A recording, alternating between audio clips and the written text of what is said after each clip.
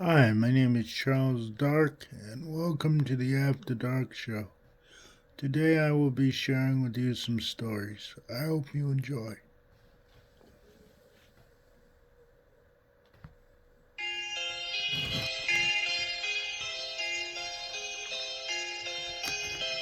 Hello, I'm R.L. Stein.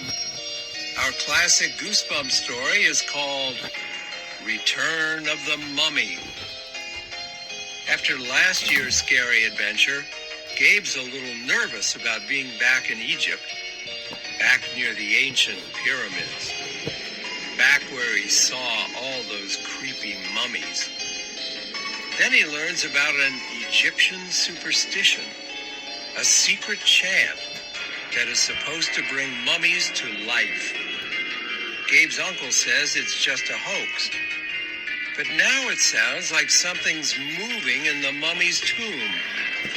A couple of words can't wake the dead, can they? Listener beware, you're in for a scare.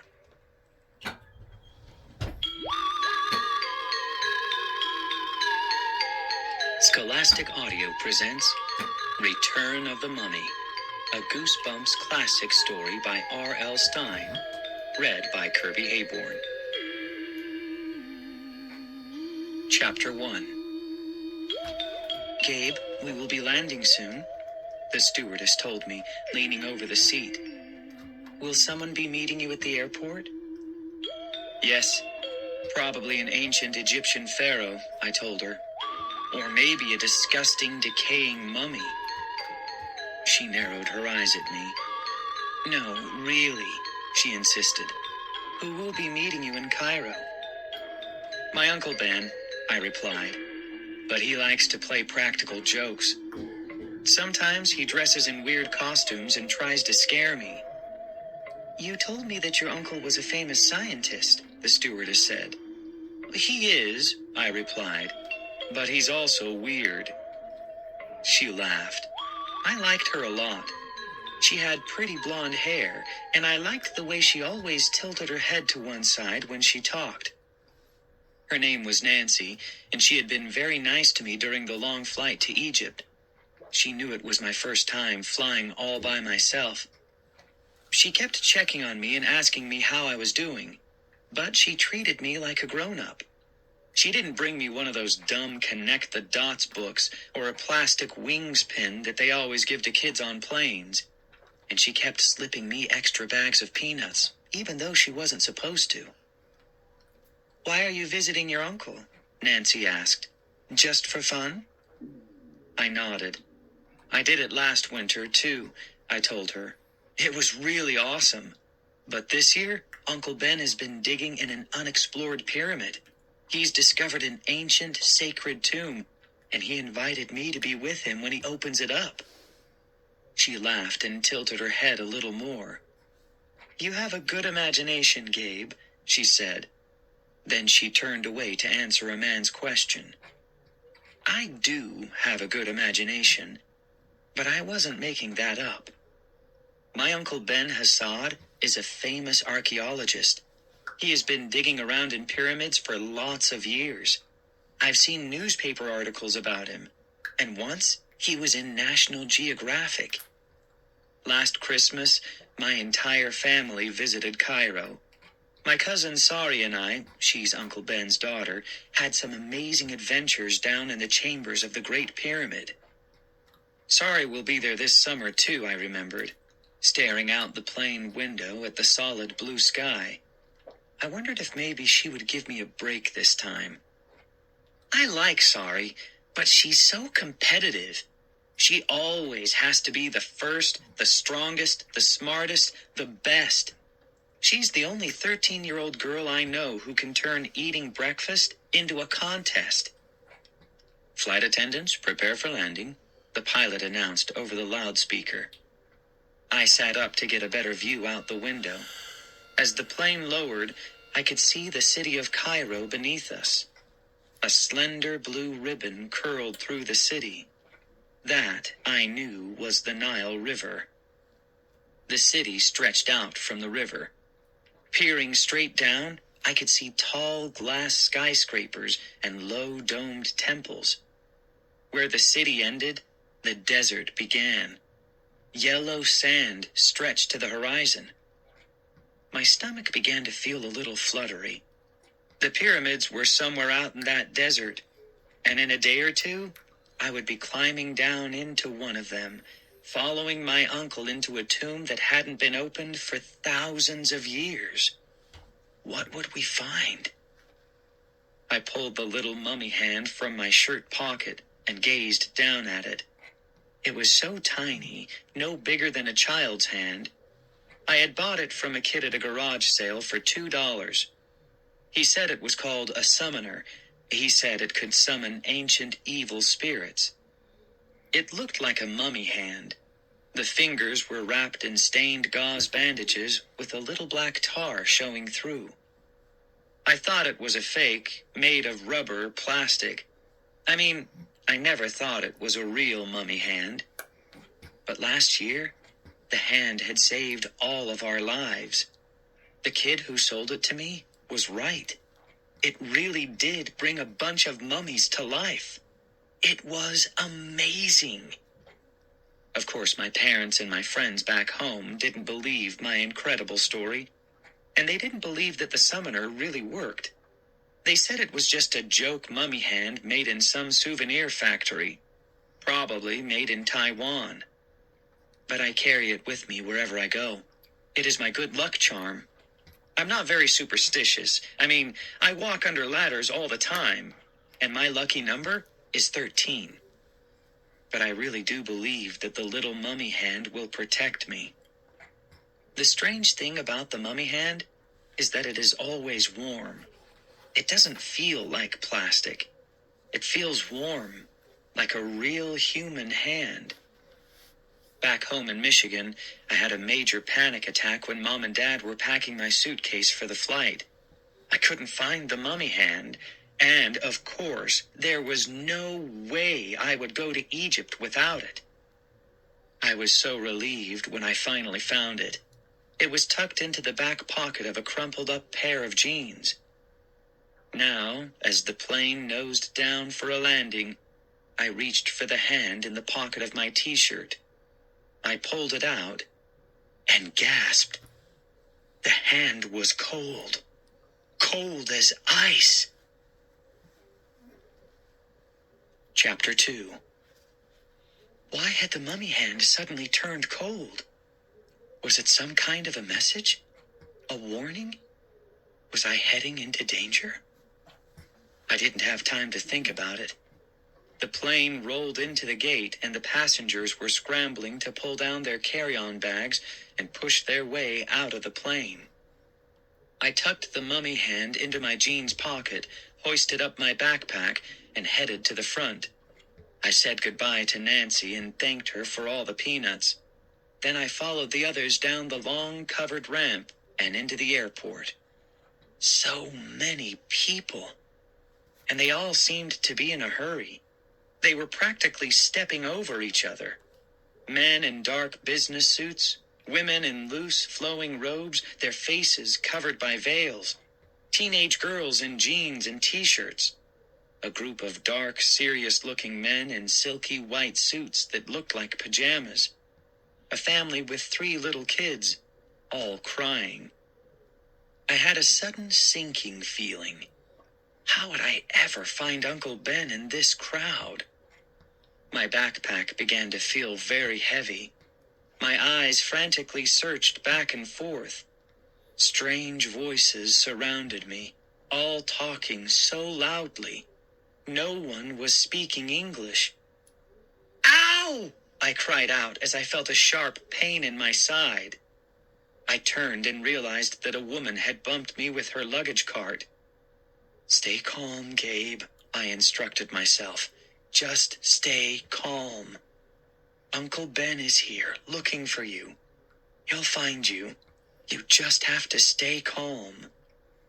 But what if he forgot? I asked myself. What if he got mixed up about what day I was arriving? Or what if he got busy down in the pyramid and lost track of the time? I can be a real worrier if I put my mind to it. And right now, I was worrying enough for 3 people. If Uncle Ben isn't here, I'll go to a phone and call him, I decided. For sure. I could just hear myself saying, "Operator, can I speak to my uncle at the pyramids, please?" I don't think that would work too well. I didn't have a phone number for Uncle Ben. I wasn't sure he even had a phone out where he was staying. All I knew was that he had been living in a tent somewhere near the pyramid where he was digging. Gazing frantically around the crowded arrival area, I was just about to give in to total panic when a large man came walking up to me. I couldn't see his face. He wore a long white hooded robe. It's called a burnous, and his face was buried inside the hood. "Taxi?" he asked in a high, shrill voice. "Taxi? American taxi?" I burst out laughing. "Uncle Ben!" I cried happily. "Taxi? American taxi? Taxi ride?" he insisted. "Uncle Ben, I'm so glad to see you!" I exclaimed. I threw my arms around his waist and gave him a big hug. Then, laughing at his stupid disguise, I reached up and pulled back his hood. The man under the hood had a bald, shaved head and a heavy black mustache. He glared at me furiously. I had never seen him before in my life. Chapter 3. "Gabe! Gabe! Over here!" I heard a voice calling my name. Glancing past the angry man, I saw Uncle Ben and Sari. They were waving to me from in front of the reservations counter. The man's face turned bright red, and he shouted something at me in Arabic. I was glad I couldn't understand him. He kept muttering as he pulled up the hood of his burnous. "Sorry about that," I cried. Then I dodged past him and hurried to greet Uncle Ben and my cousin. Uncle Ben shook my hand and said, "Welcome to Cairo, Gabe." He was wearing a loose-fitting white short-sleeved sports shirt and baggy chinos. Sari wore faded denim cutoffs and a bright green tank top. She was already laughing at me. A bad start. "Was that a friend of yours?" she teased. I made a mistake," I confessed. I glanced back. The man was still scowling at me. "Did you really think that was Daddy?" Sari demanded. I mumbled a reply. Sari and I were the same age, but I saw that she was still an inch taller than me. She had let her black hair grow. It fell down her back in a single braid. Her big dark eyes sparkled excitedly. She loved making fun of me. I told them about my flight as we walked to the baggage area to get my suitcase. I told them how Nancy, the stewardess, kept slipping me bags of peanuts. "I flew here last week," Sari told me. "The stewardess let me sit in first class. Did you know you can have an ice cream sundae in first class?" No, I didn't know that. I could see that Sari hadn't changed a bit. She goes to a boarding school in Chicago since Uncle Ben has been spending all of his time in Egypt. Of course, she gets straight A's. And she's a champion skier and tennis player. Sometimes I feel a little sorry for her. Her mom died when Sari was 5, and Sari only gets to see her dad on holidays and during the summer. But as we waited for my suitcase to come out on the conveyor belt, I wasn't feeling sorry for her at all. She was busy bragging about how this pyramid was twice as big as the one I'd been in last year, and how she'd already been down in it several times, and how she'd take me on a tour, if I wasn't too afraid. Finally, my bulging blue suitcase appeared. I lugged it off the conveyor and dropped it at my feet. It weighed a ton. I tried to lift it, but I could barely budge it. Sari pushed me out of the way. "Let me get that," she insisted.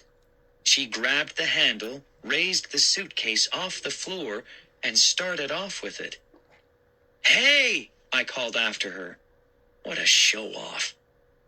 Uncle Ben grinned at me. "I think Sorry has been working out," he said. He put a hand on my shoulder and led me toward the glass doors. "Let's get to the Jeep." We loaded the suitcase into the back of the Jeep, then headed toward the city. "It's been sweltering hot during the day," Uncle Ben told me, mopping his broad forehead with a handkerchief. "And then cool at night."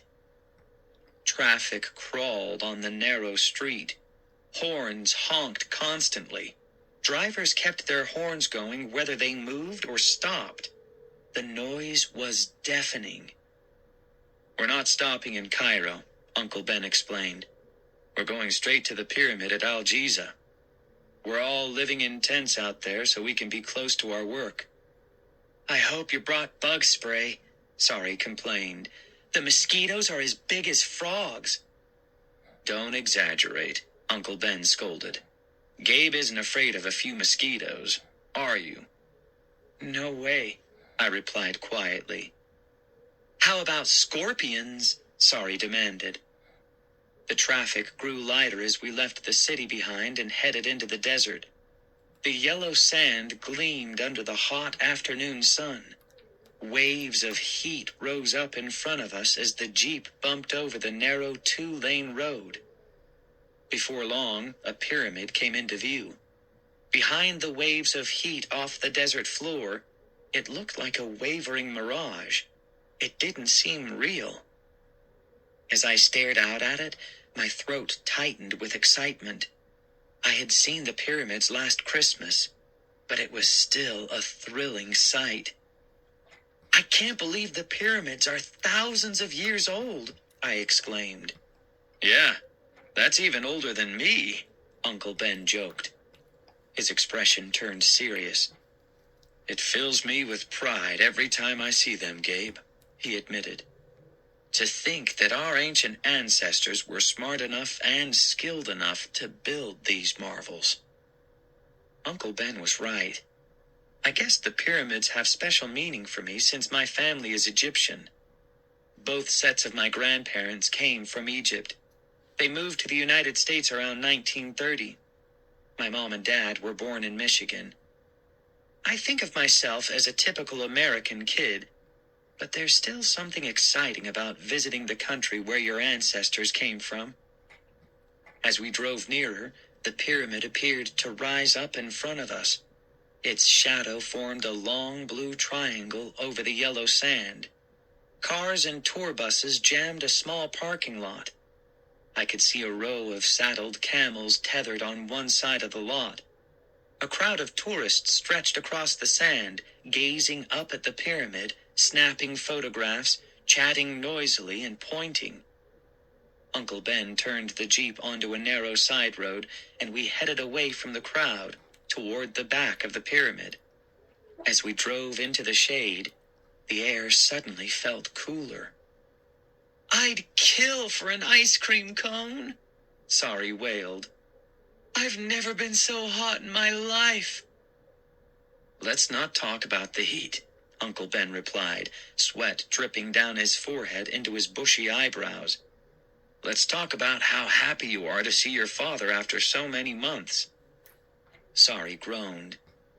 "I'd be happier to see you if you were carrying an ice cream cone." Uncle Ben laughed. A khaki-uniformed guard stepped in front of the Jeep. Uncle Ben held up a blue ID card.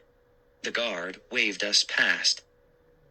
As we followed the road behind the pyramid, a row of low white canvas tents came into view. "Welcome to the Pyramid Hilton," Uncle Ben joked. "That's our luxury suite over there." He pointed to the nearest tent. "It's pretty comfortable," he said, parking the Jeep beside the tent. "But the room service is lousy." "And you have to watch out for scorpions," Sorry warned. She'd say anything to try to scare me. We unloaded my suitcase. Then Uncle Ben led us up to the base of the pyramid. A camera crew was packing up its equipment. A young man, covered in dust, climbed out of a low entrance dug into one of the limestone squares. He waved to my uncle, then hurried toward the tents. "One of my people," Uncle Ben muttered. He motioned toward the pyramid. "Well, here you are, Gabe. A long way from Michigan, huh?" I nodded. "It's amazing," I told him, shielding my eyes to gaze up to the top.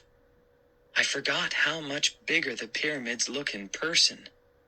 "Tomorrow I'll take you both down to the tomb," Uncle Ben promised. "You've come at just the right time.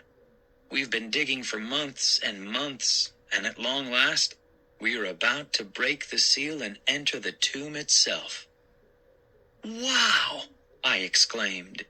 I wanted to be cool in front of Sorry, but I couldn't help it. I was really excited.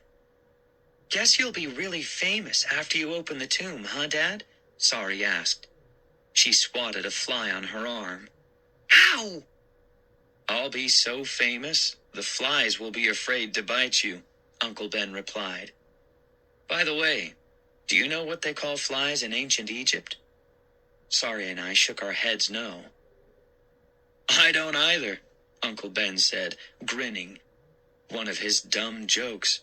He had an endless supply of them. His expression suddenly changed. "Oh, that reminds me. I have a present for you, Gabe." "A present?" Now, where did I put it? He dug both hands into the pockets of his baggy chinos. As he searched, I saw something move behind him. A shadow over my uncle's shoulder, back at the low opening to the pyramid. I squinted at it. The shadow moved. A figure stepped out slowly.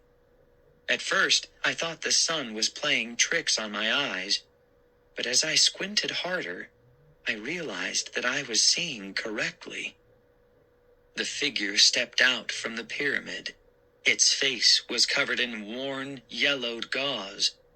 So were its arms. And its legs. I opened my mouth to cry out, but my voice choked in my throat. And as I struggled to alert my uncle, the mummy stiffly stretched out its arms and came staggering up behind him. Chapter 4. I saw Sorry's eyes grow wide with fright. She let out a low gasp. "Uncle Ben!" I finally managed to scream. "Turn around! It! My uncle narrowed his eyes at me, confused. The mummy staggered closer, its hands reaching out menacingly, about to grab the back of Uncle Ben's neck. "A mummy!" I shrieked. Uncle Ben spun around. He let out a startled cry. "It walks!" he shouted, pointing at the mummy with a trembling finger. He backed away as the mummy advanced. "It walks!" "Oh!" A strange moan escaped Sorry's lips. I turned and started to run. But then the mummy burst out laughing. It lowered its yellowed arms. "Boo!" it cried, and laughed again. I turned and saw that Uncle Ben was laughing too. His dark eyes sparkled gleefully. "It walks! It walks!" he repeated, shaking his head. He put his arm around the mummy's shoulder. I gaped at the two of them, my heart still pounding. "This is John," Uncle Ben said, enjoying the joke he'd pulled on us. "He's been doing a TV commercial here for some new kind of stickier bandage." "Sticky bird bandages," John told us. "They're just what your mummy ordered." He and Uncle Ben enjoyed another good laugh at that. Then my uncle pointed to the camera crew, packing their equipment into a small van. "They finished for the day, but John agreed to hang around and help me scare you." Sorry rolled her eyes. "Nice try," she said dryly. "You'll have to do better than that, Daddy, to frighten me." And then she added, "Poor Gabe. Did you see his face? He was so freaked out. I thought he was going to spontaneously combust or something. Uncle Ben and John laughed. Hey, no way, I insisted, feeling my face turn red. How could Sari say that? When the mummy staggered out, I saw her gasp and back away. She was just as scared as I was. I heard you scream too, I told her. I didn't mean to sound so whiny. I just did that to help them scare you, Sari insisted. She tossed her long braid over her shoulder. I've got to run, John said, glancing at his wristwatch. As soon as we get back to the hotel, I'm going to hit the pool. I may stay underwater for a week. He gave us a wave of his bandaged hand and went jogging to the van. Why hadn't I noticed that he was wearing a wristwatch? I felt like a total dork. That's it, I cried angrily to my uncle. I'm never falling for one of your dumb jokes again. Never. He grinned at me and winked. Want to bet? What about Gabe's present? Sari asked. What is it? Uncle Ben pulled something out of his pocket and held it up. A pendant on a string, made of clear orange glass. It gleamed in the bright sunlight. He handed it to me. I moved it in my hand, feeling its smoothness as I examined it. What is it? I asked him. What kind of glass is this? It isn't glass, he replied. It's a clear stone called amber. He stepped closer to examine it along with me. Hold it up and look inside the pendant. I followed his instructions. I saw a large brown bug inside. It looks like some kind of beetle, I said. It is a beetle, Uncle Ben said, squinting one eye to see it better. It's an ancient beetle called a scarab. It was trapped in the amber 3,000 years ago. As you can see, it's perfectly preserved. That's really gross, Sari commented, making a face. She slapped Uncle Ben on the back. Great gift, Dad. A dead bug. Remind me not to let you do our Christmas shopping. Uncle Ben laughed. Then he turned back to me. The scarab was very important to the ancient Egyptians, he said. They believed that scarabs were a symbol of immortality. I stared at the bug's dark shell, its 6 prickly legs perfectly preserved. To keep a scarab meant immortality, my uncle continued. But the bite of a scarab meant instant death. Weird, Sari muttered. It's great looking, I told him. Is it really 3,000 years old? He nodded. Wear it around your neck, Gabe. Maybe it still has some of its ancient powers. I slipped the pendant over my head and adjusted it under my t-shirt. The amber stone felt cool against my skin. Thanks, Uncle Ben, I said. It's a great present. He mopped his sweaty forehead with a wadded-up handkerchief. Let's go back to the tent and get something cold to drink, he said.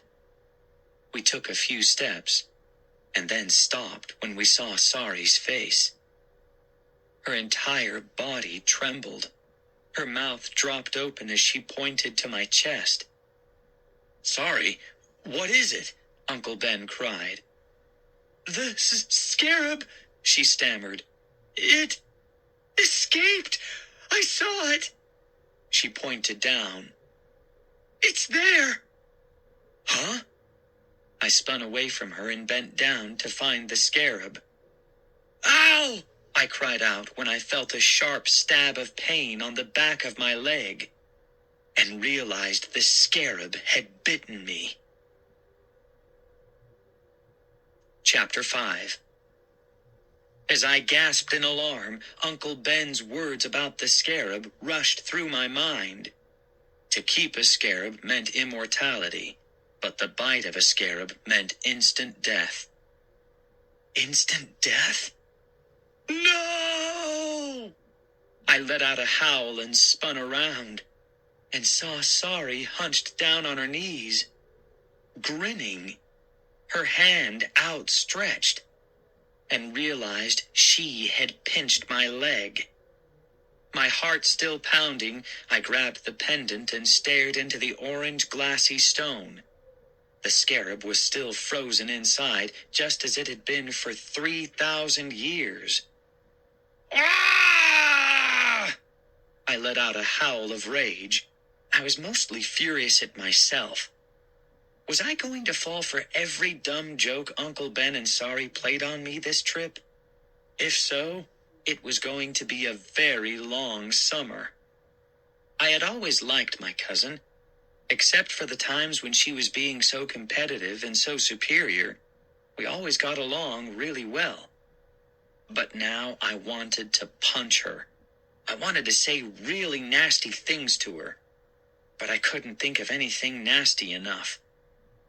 That was really mean, Sari, I said glumly, tucking the pendant under my t-shirt. Yes, it was. Wasn't it? She replied, very pleased with herself.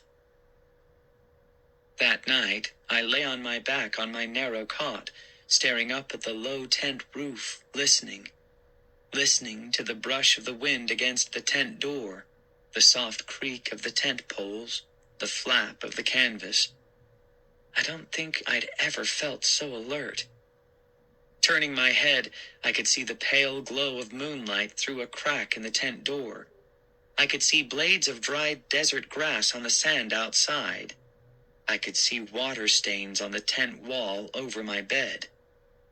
I'll never get to sleep, I thought unhappily. I pushed and punched the flat pillow for the 20th time, trying to fluff it up.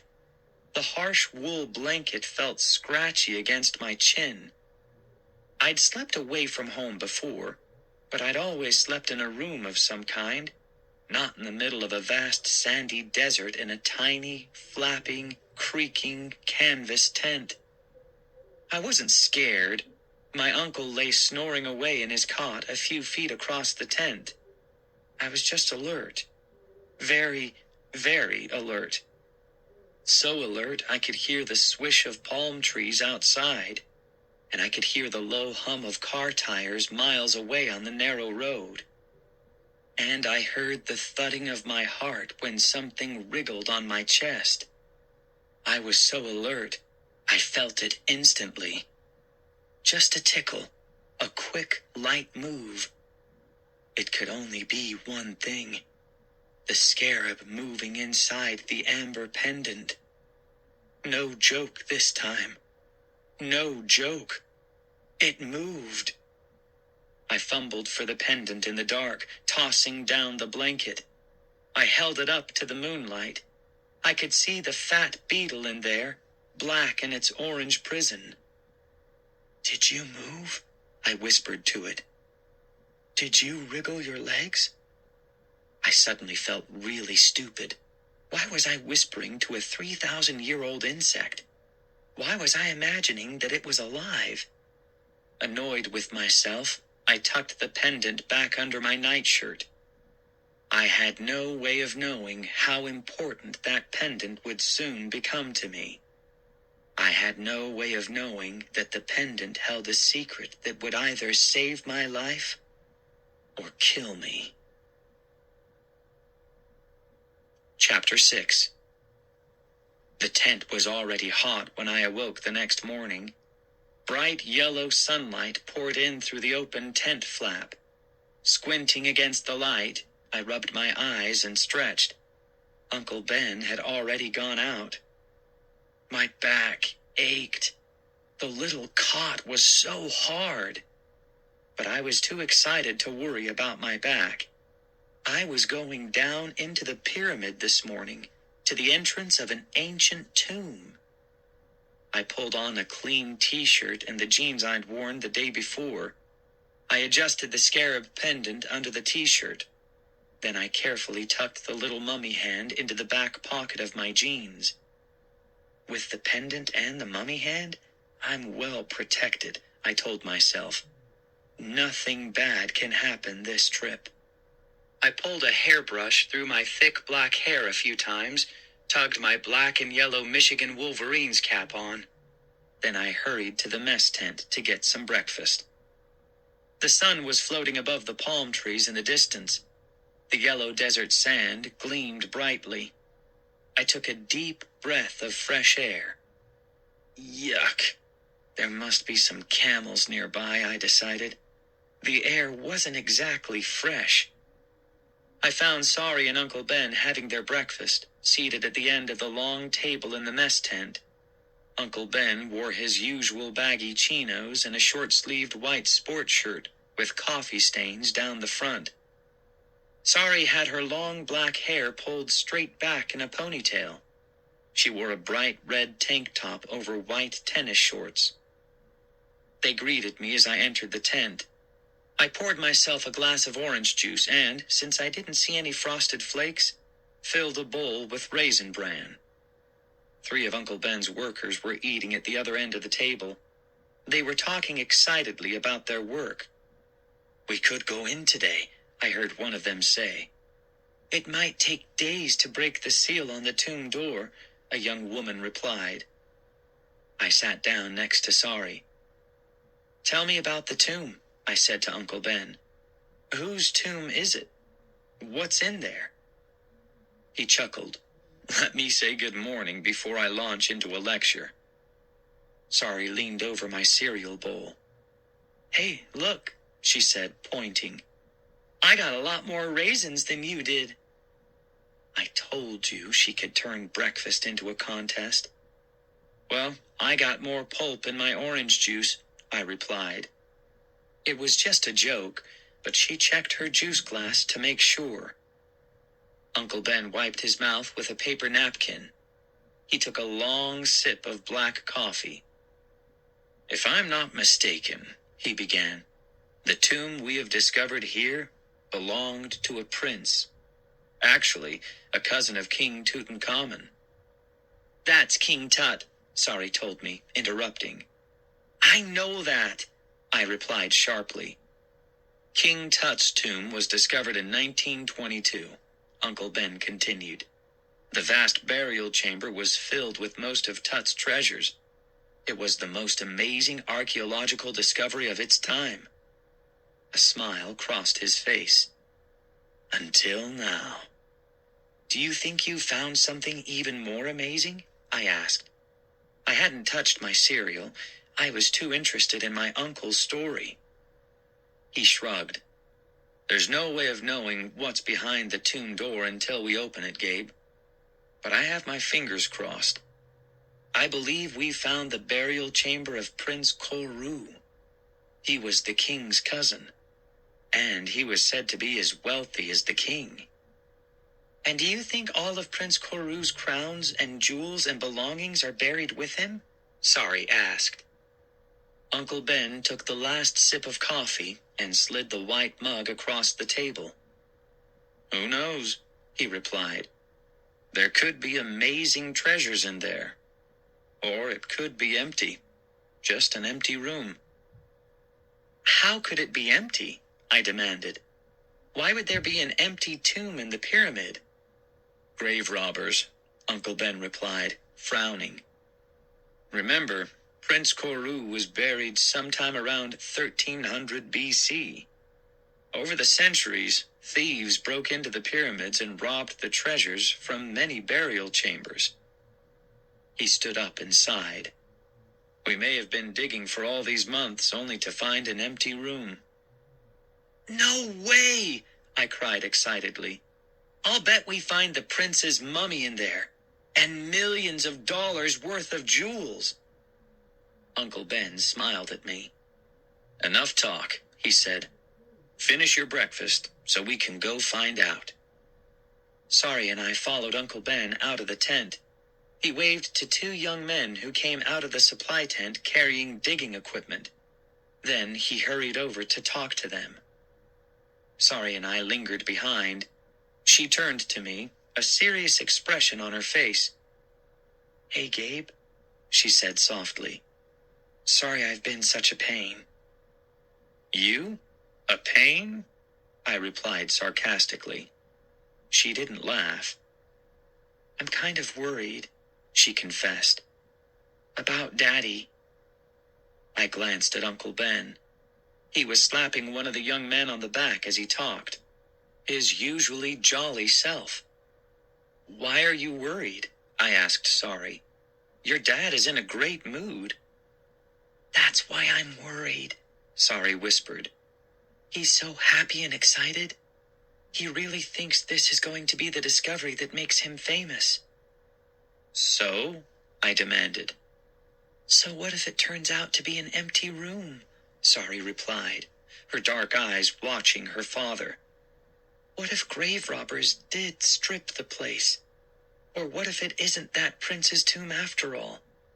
What if Daddy breaks the seal, opens the door, and finds nothing but a dusty old room filled with snakes? She sighed. Daddy will be heartbroken. Just heartbroken. He's counting on this so much, Gabe. I don't know if he'll be able to take the disappointment. Why look on the gloomy side? I replied. What if... I stopped because Uncle Ben was hurrying back to us. Let's go down to the chamber, he said excitedly. The workers think we are very close to uncovering the tomb entrance. He put an arm on each of our shoulders and guided us to the pyramid. As we stepped into the shade of the pyramid, the air grew cooler. The low entrance dug at the bottom of the back wall came into view. It was just big enough for us to enter one at a time. Peering into the narrow hole, I saw that the tunnel dropped steeply. I hope I don't fall, I thought, a heavy knot of fear tightening my stomach. I pictured myself falling and falling down an endless dark hole. Mainly, I didn't want to fall in front of Sorry. I knew she'd never let me forget it. Uncle Ben handed Sorry and me bright yellow hard hats. They had lights built into them, like miners' hats. Stick close together, he instructed. I remember last summer. You two wandered off and got us into a lot of trouble. We won't, I stammered. I was trying not to sound nervous, but I couldn't help it. I glanced at Sorry. She was adjusting the yellow hard hat over her hair. She seemed as calm and confident as ever. I'll lead the way, Uncle Ben said, tightening his chin strap. He turned and started to lower himself into the hole.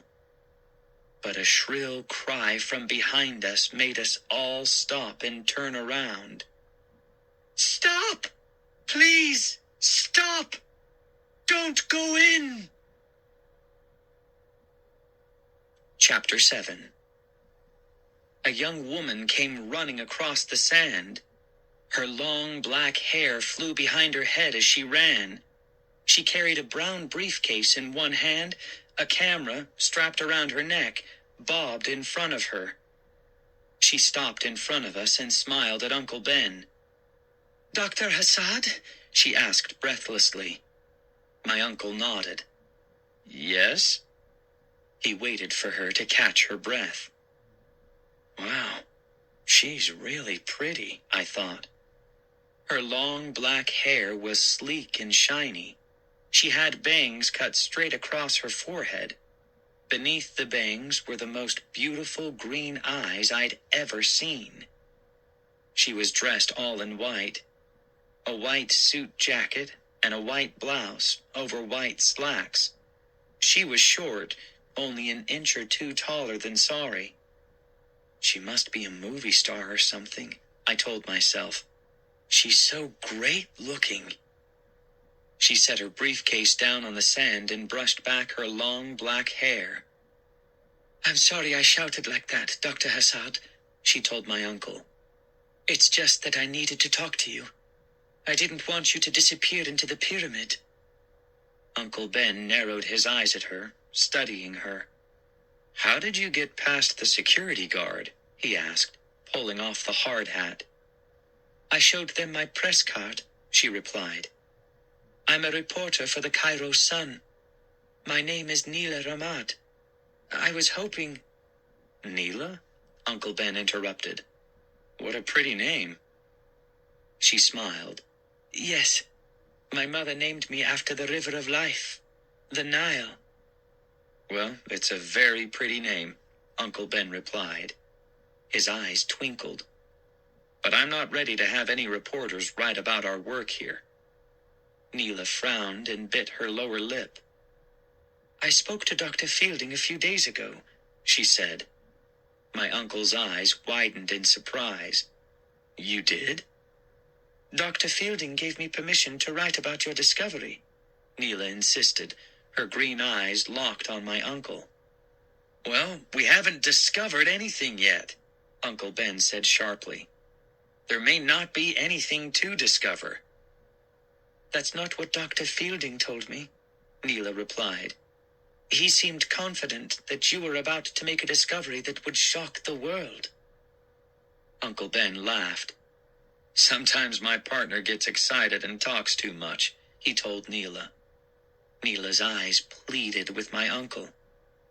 May I come into the pyramid with you? She glanced at Sari and me. I see you have other visitors. My daughter Sari and my nephew Gabe, Uncle Ben replied. Well, could I come down with them? Neela pleaded. I promise I won't write a word for my paper until you give me permission. Uncle Ben rubbed his chin thoughtfully. He swung the hard hat back onto his head. No photographs either, he muttered. Does that mean I can come? Neela asked excitedly. Uncle Ben nodded. As an observer. He was trying to act real tough, but I could see he liked her. Neela flashed him a warm smile. Thank you, Dr. Hassad. He reached into the storage cart and handed her a yellow hard hat. We won't be making any amazing discoveries today, he warned her. But we're getting very close to something. As she slipped on the heavy helmet, Neela turned to Sari and me. Is this your first time in the pyramid? She asked. No way. I've already been down 3 times, Sari boasted. It's really awesome. I just arrived yesterday, I said. So it's my first time down in... I stopped when I saw Neela's expression change. Why was she staring at me like that? I glanced down and realized that she was staring at the amber pendant. Her mouth was open in shock. No, I don't believe this. I really don't. This is so weird, she exclaimed. Chapter 8. What's wrong? I stammered. We're twins, Neela declared. She reached under her suit jacket and pulled out a pendant she wore around her neck. An amber pendant shaped exactly like mine. How unusual, Uncle Ben exclaimed. Neela grasped my pendant between her fingers and lowered her face to examine it. You have a scarab inside yours, she told me, turning the pendant around in her fingers. She dropped mine and held hers up for me to see. Look, Gabe, mine is empty. I gazed into her pendant. It looked like clear orange glass. Nothing inside. I think yours is prettier, Sari told Neela. I wouldn't want to wear a dead bug around my neck. But it's supposed to be good luck or something, Neela replied. She tucked the pendant back under her white jacket. I hope it isn't bad luck to have an empty one.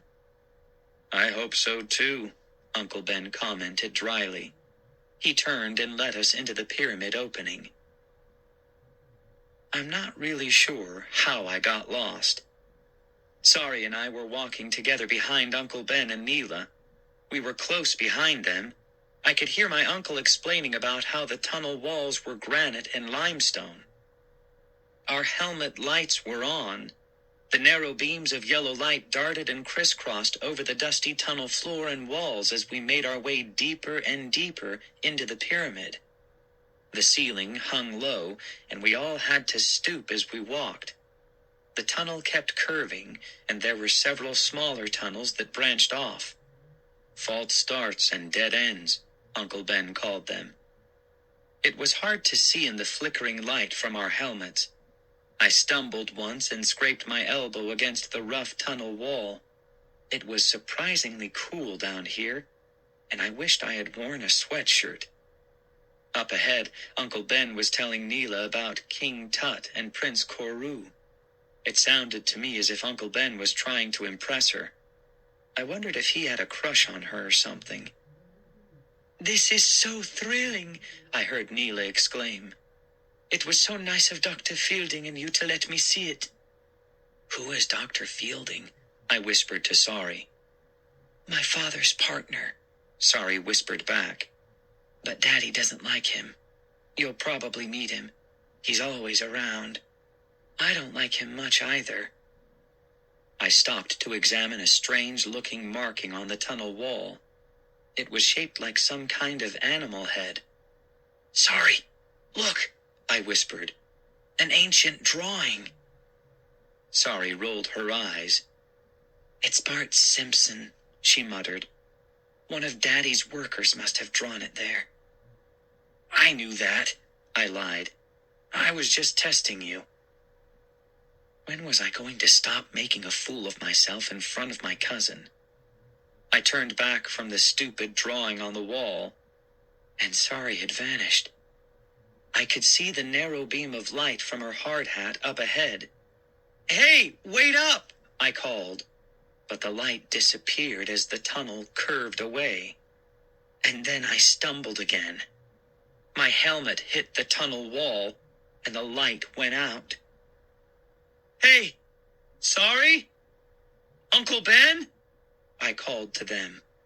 I leaned heavily against the wall, afraid to move in the total darkness. "Hey! Can anybody hear me?" My voice echoed down the narrow tunnel, but no one replied. I pulled off the hard hat and fiddled with the light. I turned it, trying to tighten it. Then I shook the whole hat, but the light wouldn't come back on. Sighing, I strapped the hat back onto my head. Now what? I thought, starting to feel a little afraid. My stomach began fluttering. My throat suddenly felt dry. "Hey! Can anybody hear me?" I shouted. "I'm in the dark back here. I can't walk." No reply. Where were they? Didn't they notice that I had disappeared? "Well, I'll just wait right here for them," I murmured to myself. I leaned my shoulder against the tunnel wall and fell right through. No way to catch my balance, nothing to grab onto. I was falling down through total darkness. Chapter 9. My hands flailed wildly as I fell. I reached out frantically for something to grab onto. It all happened too fast to cry out. I landed hard on my back. Pain shot out through my arms and legs. The darkness swirled around me. My breath was knocked right out of me. I saw bright flashes of red, then everything went black again. I struggled to breathe, but couldn't suck in any air. I had that horrible, heavy feeling in my chest, like when a basketball hits you in the stomach. Finally, I sat up, struggling to see in the total darkness. I heard a soft, shuffling sound, something scraping over the hard dirt floor. "Hey, can anyone hear me?" My voice came out a hoarse whisper. Now my back ached, but I was starting to breathe normally. "Hey, I'm down here," I called a little louder. No reply. Didn't they miss me? Weren't they looking for me? I was leaning back on my hands, starting to feel better, My right hand started to itch. I reached to scratch it and brushed something away, and realized my legs were itching too, and felt something crawling on my left wrist. I shook my hand hard. "What's going on here?" I whispered to myself. My entire body tingled. I felt soft pinpricks up my arms and legs. Shaking both arms, I jumped to my feet and banged my helmet against a low edge. The light flickered on. I gasped when I saw the crawling creatures in the narrow beam of light. Spiders. Hundreds of bulby white spiders, thick on the chamber floor. They scuttled across the floor, climbing over each other. As I jerked my head up and the light swept up with it, I saw that the stone walls were covered with them too. The white spiders made the wall appear to move, as if it were alive. Spiders hung on invisible threads from the chamber ceiling. They seemed to bob and float in midair. I shook one off the back of my hand, and with a gasp realized why my legs itched. Spiders were crawling all over them, up over my arms, down my back. "Help! Somebody! Please!" I managed to cry out.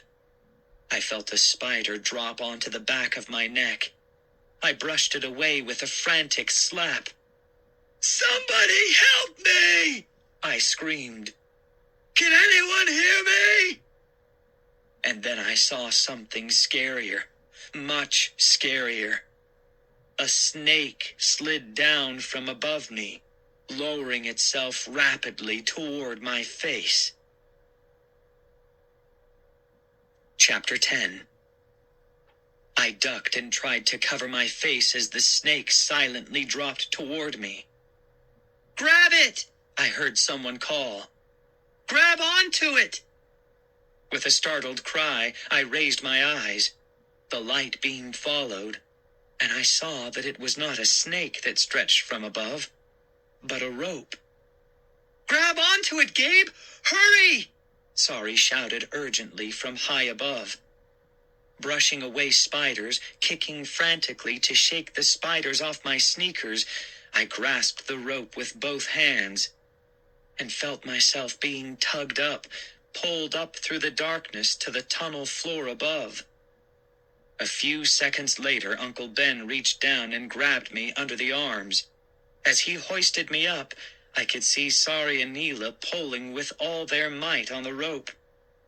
I cheered happily as my feet touched solid ground, but I didn't have long to celebrate.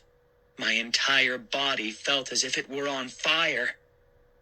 I went wild, kicking my legs, brushing spiders off my arms, scratching spiders off my back, stamping on the spiders as they scuttled off me. Glancing up, I saw that Sari was laughing at me. "Gabe, what do you call that dance?" she asked. Uncle Ben and Neela laughed too.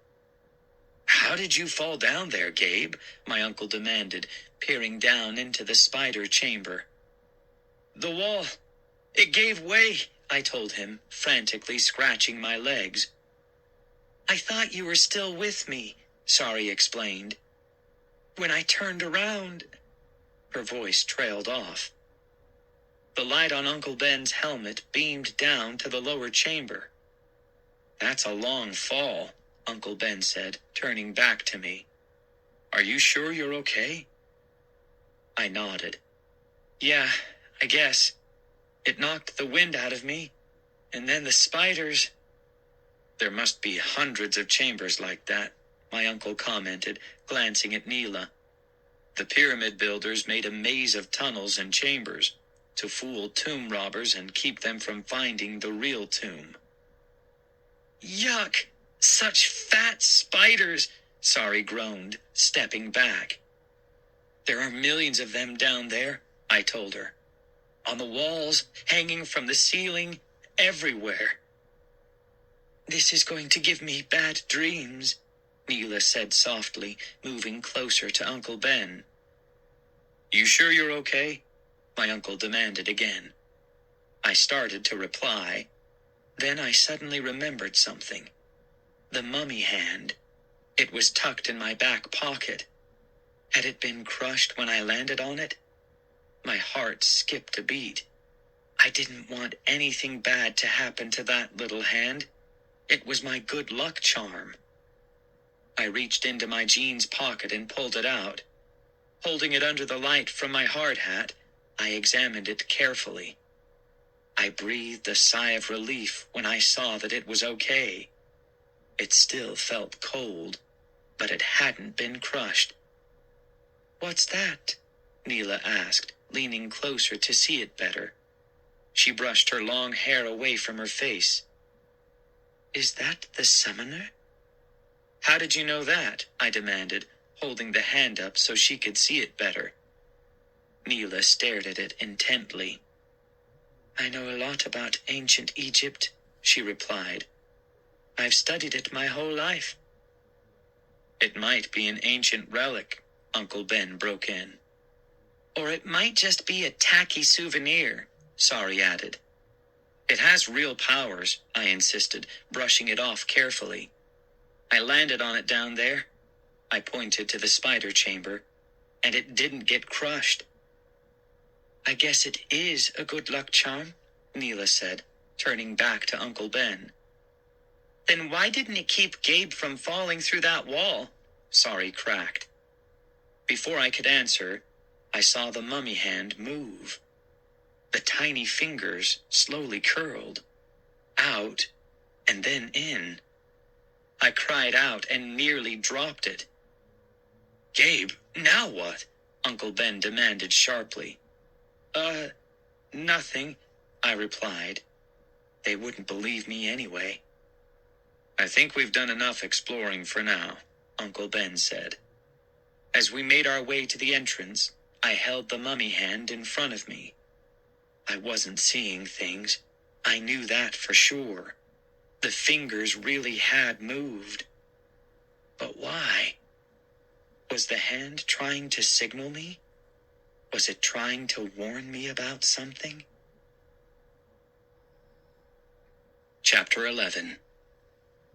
2 days later, Uncle Ben's workers reached the doorway to the burial chamber. Sari and I had spent the 2 days hanging around in the tent or exploring the area outside the pyramid. Since it was mostly sand, there wasn't much to explore.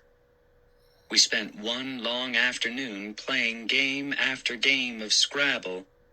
Playing Scrabble with Sari wasn't much fun at all. She was a very defensive player and spent hours figuring out ways to clog the board and block me from getting any good words.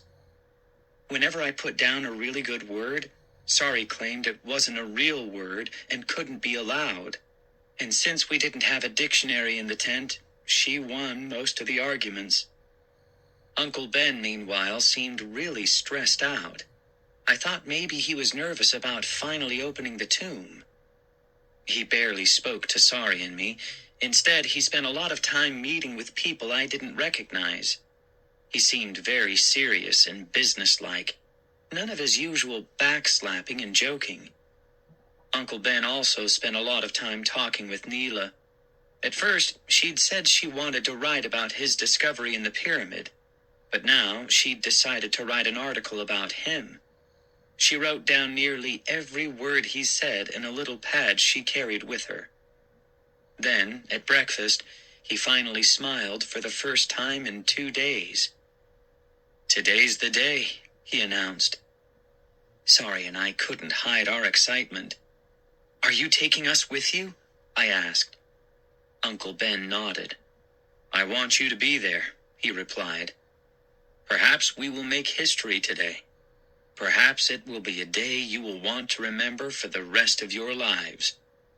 He shrugged and added thoughtfully, "Perhaps." A few minutes later, the 3 of us followed several workers across the sand toward the pyramid. It was a gray day. Heavy clouds hovered low in the sky, threatening rain. The pyramid rose up darkly to meet the clouds. As we approached the small opening in the back wall, Neela came running up, her camera bobbing in front of her.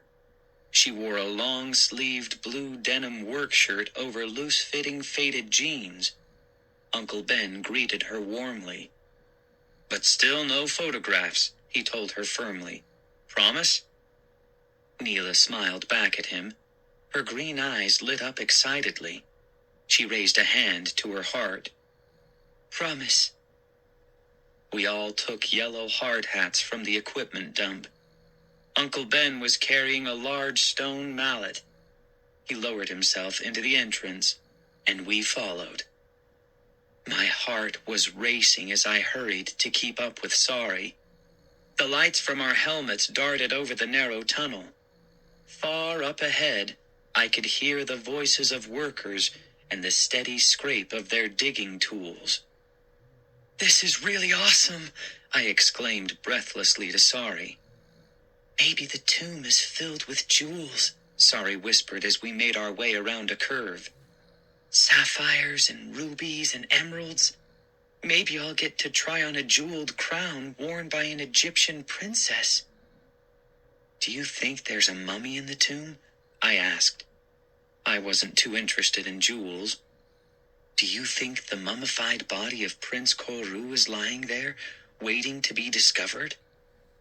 Sorry made a disgusted face. "Is that all you can think about? Mummies?" "Well, we are in an ancient Egyptian pyramid," I shot back. "There could be millions of dollars worth of jewels and relics in that tomb," Sorry scolded. "And all you can think about is some moldy old body wrapped up in tar and gauze." She shook her head. "You know, most kids get over their fascination with mummies by the time they're 8 or 9. "Uncle Ben didn't," I replied. That shut her up. We followed Neela and Uncle Ben in silence. After a while, the narrow tunnel curved up sharply. The air grew warmer as we followed it up. I could see lights ahead. 2 battery-powered spotlights were trained on the far wall. As we drew closer, I realized it wasn't a wall. It was a door. 4 workers, 2 men and 2 women, were on their knees working with small shovels and picks. They were scraping the last chunks of dirt away from the door. "It looks beautiful," Uncle Ben cried, running up to the workers. They turned to greet him. "It's awesome in the true sense of the word," he declared. Neela, Sorry, and I stepped up behind him. Uncle Ben was right. The ancient door really was awesome. It wasn't very tall. I could see that Uncle Ben would have to stoop to step into it. But it looked like a door fit for a prince. The dark mahogany wood, now petrified, must have been brought from far away. I knew that kind of wood didn't come from any trees that grew in Egypt. Strange hieroglyphs covered the door from top to bottom. I recognized birds and cats and other animals etched deeply into the dark wood. The most startling sight of all was the seal that locked the door, a snarling lion's head, sculpted in gold. The light from the spotlights made the lion glow like the sun. "The gold is soft," I heard one of the workers tell my uncle. "The seal will break away easily." Uncle Ben lowered his heavy mallet to the ground. He stared for a long moment at the glowing lion's head, then turned back to us. "They thought this lion would scare any intruders away from the tomb," he explained. "I guess it worked. Till now." "Dr. Hassad, I have to photograph the actual breaking of the seal," Neela said, stepping up beside him. "You really must let me. We can't let the moment go unrecorded." He gazed at her thoughtfully. "Well, okay," he agreed. A pleased smile crossed her face as she raised her camera. "Thanks, Ben." The workers stepped back. One of them handed Uncle Ben a hammer and a delicate tool that looked like a doctor's scalpel. It's all yours, Dr. Hassad, she said. Uncle Ben raised the tools and stepped up to the seal. Once I break this seal, we will open the door and step into a room that hasn't been seen in 3,000 years, he announced. Mila steadied her camera over her eyes, carefully adjusting the lens. Sari and I moved up beside the workers. The gold lion appeared to glow brighter as Uncle Ben raised the tool. A hush fell over the tunnel. I could feel the excitement, feel the tension in the air. Such suspense. I realized I had been holding my breath. I let it out in a long, silent whoosh and took another. I glanced at Sari. She was nervously chewing her lower lip. Her hands were pressed tightly at her sides. Anyone hungry? Maybe we should forget about this and send out for a pizza, Uncle Ben joked. We all laughed loudly. That was Uncle Ben for you, cracking a dumb joke at what might be the most exciting moment of his life. The tense silence returned. Uncle Ben's expression turned serious. He turned back to the ancient seal. He raised the small chisel to the back of the seal. Then he started to lift the hammer. And a booming voice rang out, "Please, let me rest in peace." Chapter 12. I let out a startled cry. "Let me rest in peace," the booming voice repeated. I saw Uncle Ben lower his chisel. He spun around, his eyes wide with surprise. I realized the voice came from behind us. I turned to see a man I had never seen before, half hidden in the shadowy tunnel. He made his way toward us, taking long, steady strides. He was a tall, lanky man, so tall he really had to hunch his shoulders in the low tunnel. Bald except for a fringe of dark hair at the ears, he had a slender face, an unfriendly scowl on his thin lips.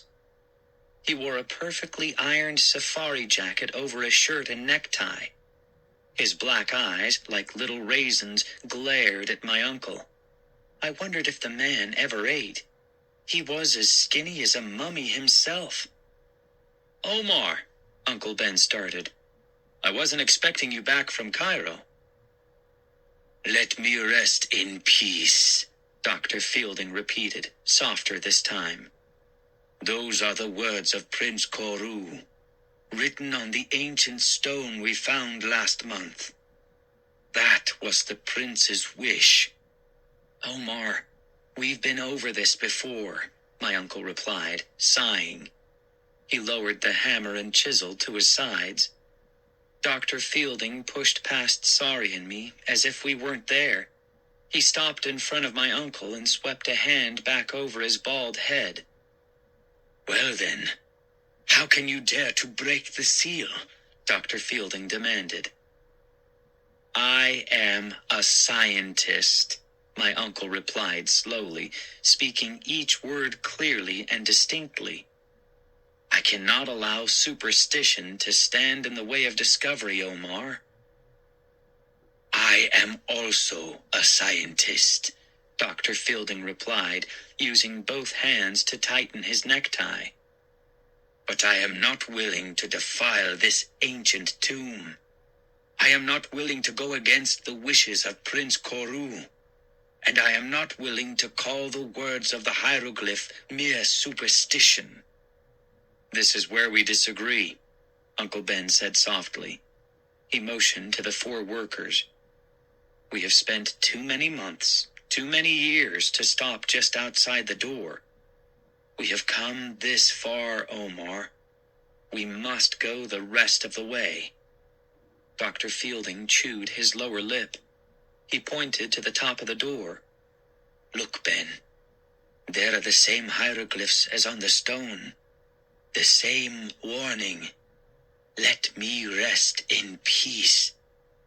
I know, my uncle said, frowning. The warning is very clear, Dr. Fielding continued heatedly, his tiny raisin eyes narrowed at my uncle. If anyone should disturb the prince, if anyone should repeat the ancient words written on the tomb 5 times, the mummified prince shall come to life, and he shall seek his vengeance on those who disturbed him. Listening to those words made me shudder. I stared hard at Uncle Ben. Why hadn't he ever told Sari and me about the prince's threat? Why hadn't he ever mentioned the words of warning they had found on an ancient stone? Was he afraid he might frighten us? Was he frightened himself? No. No way. He didn't seem at all frightened now as he argued with Dr. Fielding. I could tell they had had this argument before, and I could see there was no way that Dr. Fielding was going to stop my uncle from breaking the seal and entering the tomb. "This is my final warning, Ben," Dr. Fielding said. "For the sake of everyone here." He motioned with one hand to the 4 workers. "Superstition," Uncle Ben replied. "I cannot be stopped by superstition. I am a scientist." He raised the chisel and hammer. "The seal will be broken." Dr. Fielding tossed up both hands in disgust. "I will not be a party to this," he declared. He spun around, nearly hitting his head on the tunnel ceiling. Then, muttering to himself, he hurried away, disappearing quickly into the darkness of the tunnel. Uncle Ben took a couple of steps after him. "Omar? Omar!" But we could hear Dr. Fielding's footsteps growing fainter as he made his way out of the pyramid. Uncle Ben sighed and leaned close to me. "I don't trust that man," he muttered. "He doesn't really care about the old superstitions. He wants to steal this discovery for himself. That's why he tried to make me stop outside the door." I didn't know how to reply. My uncle's words startled me. I thought scientists had rules about who took credit for what discoveries. Uncle Ben whispered something to Neela. Then he made his way back to the 4 workers. "If any of you agree with Dr. Fielding," he told them, "you are free to leave now." The workers exchanged glances with one another. "You have all heard the words of warning on the tomb door. I do not want to force anyone to enter the tomb," Uncle Ben told them. "But we have worked so hard," one of the men said. "We cannot stop here. We have no choice. We have to open that door." A smile crossed my uncle's face. "I agree," he said, turning back to the lion seal. I glanced at Sari and realized that she was already staring at me. "Gabe, if you're scared, Daddy will let you leave," she whispered. "You don't have to be embarrassed." "She never quits." "I'm staying," I whispered back. "But if you want me to walk you back to the tent, I will." A loud clink made us both turn back to the door. Uncle Ben was working to pry off the gold lion's seal. Neela had her camera poised. The workers stood tensely, watching Uncle Ben's every move. Uncle Ben worked slowly, carefully. He slid the chisel behind the ancient seal and gently pried and scraped.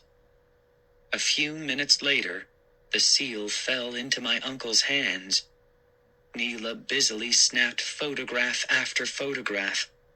Uncle Ben carefully passed it to one of the workers. "That's not a Christmas gift," he joked. "I'm keeping that for my mantelpiece." Everyone laughed. Uncle Ben gripped the edge of the door with both hands. "I'm going in first," he announced. "If I'm not back in 20 minutes, go tell Dr. Fielding he was right." More laughter. 2 of the workers moved to help Uncle Ben slide open the door. They pressed their shoulders against it, straining hard. The door didn't budge. It might need a little oiling, Uncle Ben joked. After all, it's been closed for 3,000 years. They worked for several minutes with picks and chisels, carefully freeing the door. Then they tried once again, pressing their shoulders against the heavy mahogany door. "Yes!" Uncle Ben cried out as the door slid an inch. Then another inch. Another inch. Everyone pressed forward, eager to get a view of the ancient tomb. Two of the workers moved the large spotlights, aiming them into the doorway. As Uncle Ben and his two helpers pushed against the door, Sari and I stepped up beside Neela.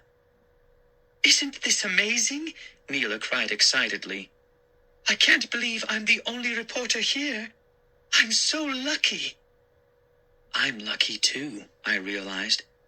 How many kids would give anything to be standing right where I am? How many kids would love to be one of the first people in the world to step into a 3,000-year-old tomb in an Egyptian pyramid? The faces of some of my friends back home suddenly popped into my mind. I realized I couldn't wait to tell them about my adventure here. The door scraped noisily against the dirt floor. Another inch. Another inch. The opening was almost big enough for a person to squeeze through. "Move the light a little," Uncle Ben instructed. "Another few inches and we can go in and shake hands with the prince." The door scraped open another inch. With a great heave, Uncle Ben and his helpers forced it open another few inches. "Yes!" he cried happily. Neela snapped a photograph. We all pressed forward eagerly.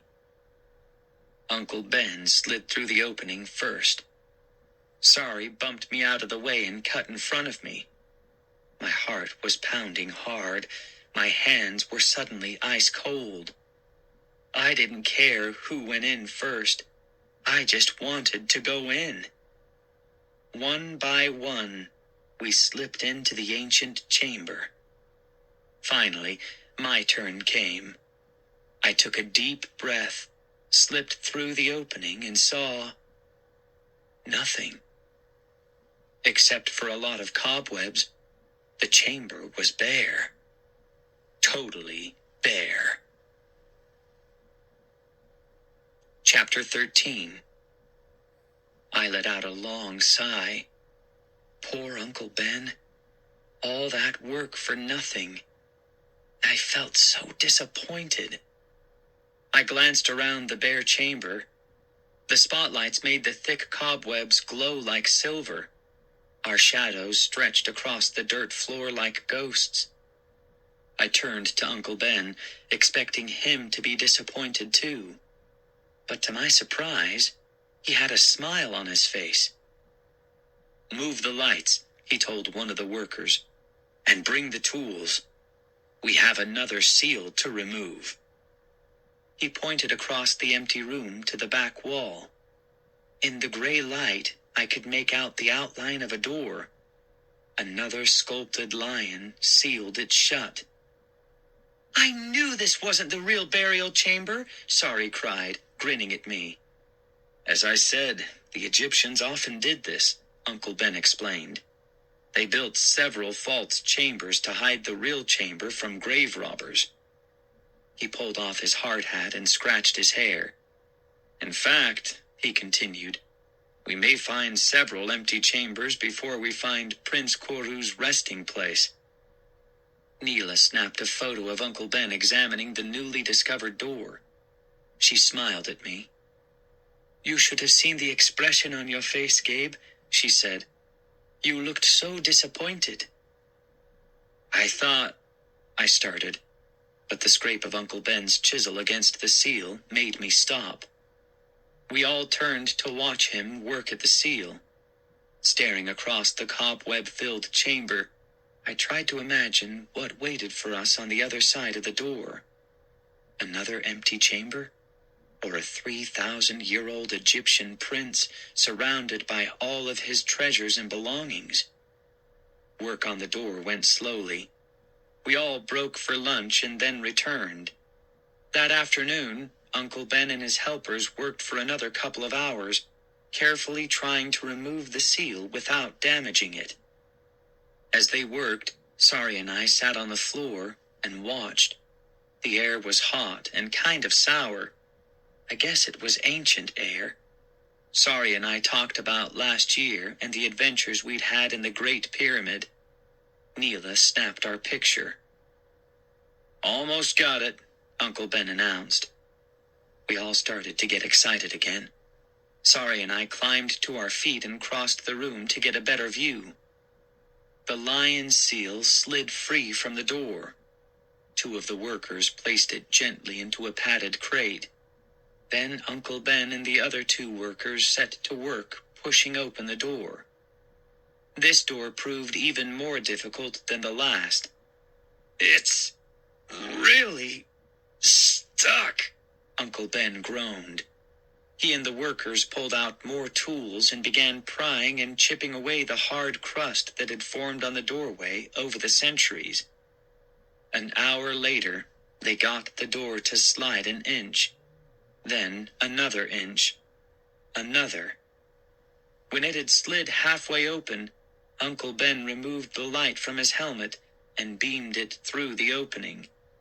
He peered into the next chamber for the longest time without saying a word. Sari and I moved closer. My heart began racing again. What did he see? I wondered. What was he staring at so silently? Finally, Uncle Ben lowered the light and turned back to us. "We've made a big mistake," he said quietly. Chapter 14. A shocked silence fell over the room. I swallowed hard, stunned by my uncle's words. But then a broad smile crossed his face. "We made a mistake by underestimating our discovery," he exclaimed. "This will be more important than the discovery of King Tut. This tomb is even grander." A gleeful cheer echoed against the stone walls. The workers rushed forward to shake Uncle Ben's hand and offer their congratulations. "Congratulations to us all," Uncle Ben declared happily. We were all laughing and talking excitedly as we slipped through the narrow opening into the next chamber. As the lights beamed over the vast room, I knew I was seeing something I would never forget. Even the thick layer of dust and cobwebs could not cover the amazing treasures that filled the chamber. My eyes darted quickly around. I struggled to focus on it all, but there was too much to see. I actually felt dizzy. The walls were covered from floor to ceiling with hieroglyphs etched into the stone. The floor was cluttered with furniture and other objects. It looked more like someone's attic or a storeroom than a tomb. A tall, straight-backed throne caught my eye. It had a golden, radiating sun etched into the seat back. Behind it, I saw chairs and benches and a long couch. Against the wall were stacked dozens of stone and clay jars. Some were cracked and broken, but many were in perfect condition. A gold monkey head lay on its side in the middle of the floor. Behind it, I saw several large chests. Uncle Ben and one of the workers carefully pulled back the lid of one of the chests. Their eyes grew wide as they gaped inside. "Jewelry," Uncle Ben declared. "It's filled with gold jewelry." Sari came up beside me, an excited grin on her face. "This is awesome," I whispered. She nodded in agreement. "Awesome!" We whispered in the heavy silence. No one else talked. Everyone was too overwhelmed by the amazing sight. The loudest sound was the clicking of Neela's camera. Uncle Ben stepped between Sari and me and placed a hand on our shoulders. Isn't this unbelievable? He cried. It's all in perfect condition, untouched for 3,000 years. When I glanced up at him, I saw that he had tears in his eyes. This is the greatest moment of Uncle Ben's life, I realized. We must be very careful, Uncle Ben started. But he stopped in mid-sentence, and I saw his expression change. As he guided Sari and me across the room, I saw what he was staring at. A large stone mummy case, hidden in shadow, stood against the far wall. "Oh, wow!" I murmured as we stepped up to it. Made of smooth gray stone, the heavy lid had a long crack down the center. "Is the prince buried inside it?" Sari asked eagerly. It took Uncle Ben a moment to reply. He stood between us, his eyes locked on the ancient mummy case. "We'll soon see," he finally replied. As he and the 4 workers struggled to move the lid, Neela lowered her camera and stepped forward to watch. Her green eyes stared intensely as the lid slowly slid away. Inside was a coffin the shape of the mummy. It wasn't very long, and it was narrower than I thought it would be. The workers slowly pried open the coffin's lid. I gasped and grabbed Uncle Ben's hand as the mummy was revealed. It looked so tiny and frail. "Prince Koru," Uncle Ben muttered, staring down into the stone case. The prince lay on his back, his slender arms crossed over his chest. Black tar had seeped through the bandages. The gauze had worn away from the head, revealing the tar-covered skull. As I leaned over the case, my heart in my throat, the tar-blackened eyes seemed to stare helplessly up at me. There's a real person inside there, I thought, feeling a chill run down my spine. He's about my size, and he died, and they covered him with hot tar and cloth, and he's been lying in this case for 3,000 years.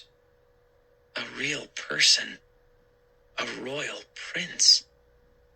I stared at the cracked tar that covered his face, at the gauze-like cloth all frayed and yellowed, at the stiff body, so frail and small. He was alive once, I thought. Did he ever dream that 3,000 years later, people would open his coffin and stare at him? Stare at his mummified body? I took a step back to catch my breath. It was too exciting. I saw that Neela also had tears in her eyes. She rested both hands on the edge of the case and leaned over the prince's body, her eyes locked on the blackened face. "These may be the best preserved remains ever found," Uncle Ben said quietly. "Of course, we will have to do many tests to determine the young man's identity. But, judging from everything else in this chamber, I think it's safe to say..." His voice trailed off as we all heard sounds from the outer chamber. Footsteps. Voices. I spun around toward the doorway as 4 black-uniformed police officers burst into the room. "Okay, everybody take 1 step back," one of them ordered, lowering his hand to the gun holster at his side. Chapter 15. Startled cries filled the room. Uncle Ben spun around, his eyes wide with surprise. "What is happening?" he cried. The 4 Cairo police officers, their features set in hard frowns, moved quickly into the center of the room. "Be careful," Uncle Ben warned, standing in front of the mummy case as if protecting it. "Do not move anything. It is all terribly fragile." He pulled off the hard hat. His eyes went from officer to officer. What are you doing here? I asked them to come, a voice boomed from the doorway. Dr. Fielding entered, a pleased expression on his face. His tiny eyes danced excitedly. Omar, I don't understand, Uncle Ben said, taking a few steps toward the other scientist. I thought it best to protect the contents of the tomb, Dr. Fielding replied. He gazed quickly around the room, taking in the treasures. Wonderful! This is wonderful! He cried. He stepped forward and shook my uncle's hand enthusiastically. Congratulations, everyone! He boomed. This is almost too much to believe. Uncle Ben's expression softened. I still do not understand the need for them, he said, motioning to the grim-faced officers. No one in this room is about to steal anything. Certainly not, Dr. Fielding replied, still squeezing Uncle Ben's hand. Certainly not. But word will soon get out, Ben, and I thought we should be prepared to guard what we have found. Uncle Ben eyed the 4 officers suspiciously, but then he shrugged his broad shoulders. Perhaps you were right, he told Dr. Fielding. Perhaps you were being smart. Just ignore them, Dr. Fielding replied. He slapped my uncle on the back. I owe you an apology, Ben. I was wrong to try to stop you before. As a scientist, I should have known better. We owed it to the world to open this tomb. I hope you'll forgive me. We have much to celebrate, don't we? I don't trust him, Uncle Ben confided that evening as we walked from the tent to dinner. I don't trust my partner at all. It was a clear night, surprisingly cool. The purple sky was dotted with 1,000,000 twinkling white stars. A steady breeze made the palm trees sway on the horizon. The big campfire up ahead dipped and shifted with the wind. Is Dr. Fielding coming with us to dinner? Sari asked. She wore a pale green sweater pulled down over black leggings. Uncle Ben shook his head. No, he hurried to phone Cairo.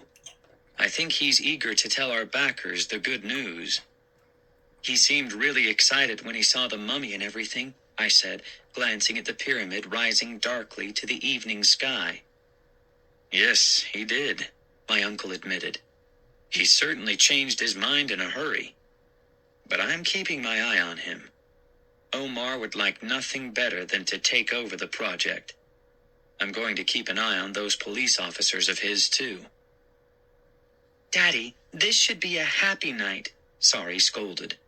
Let's not talk about Dr. Fielding.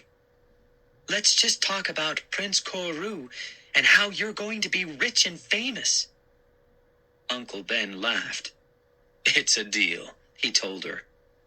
Neela waited for us by the campfire. Uncle Ben had invited her to join us for a barbecue. She wore a white sweatshirt over loose-fitting jeans. Her amber pendant caught the light from the half-moon just rising over the tents. She looked really pretty. She flashed Uncle Ben a warm smile as we came near. I could tell by his face that he liked her.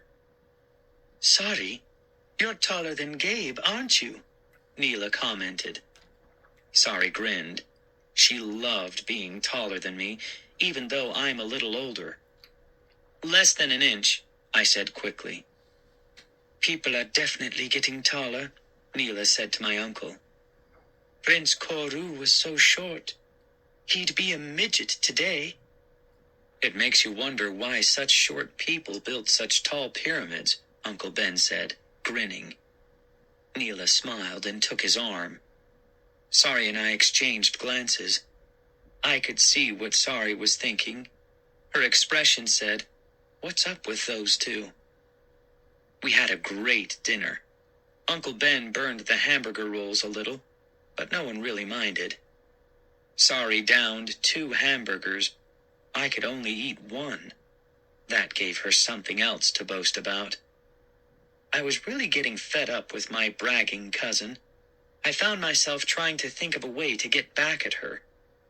Neela and Uncle Ben kidded around a lot. That burial chamber looked like a movie set, Neela teased my uncle. It was all too perfect.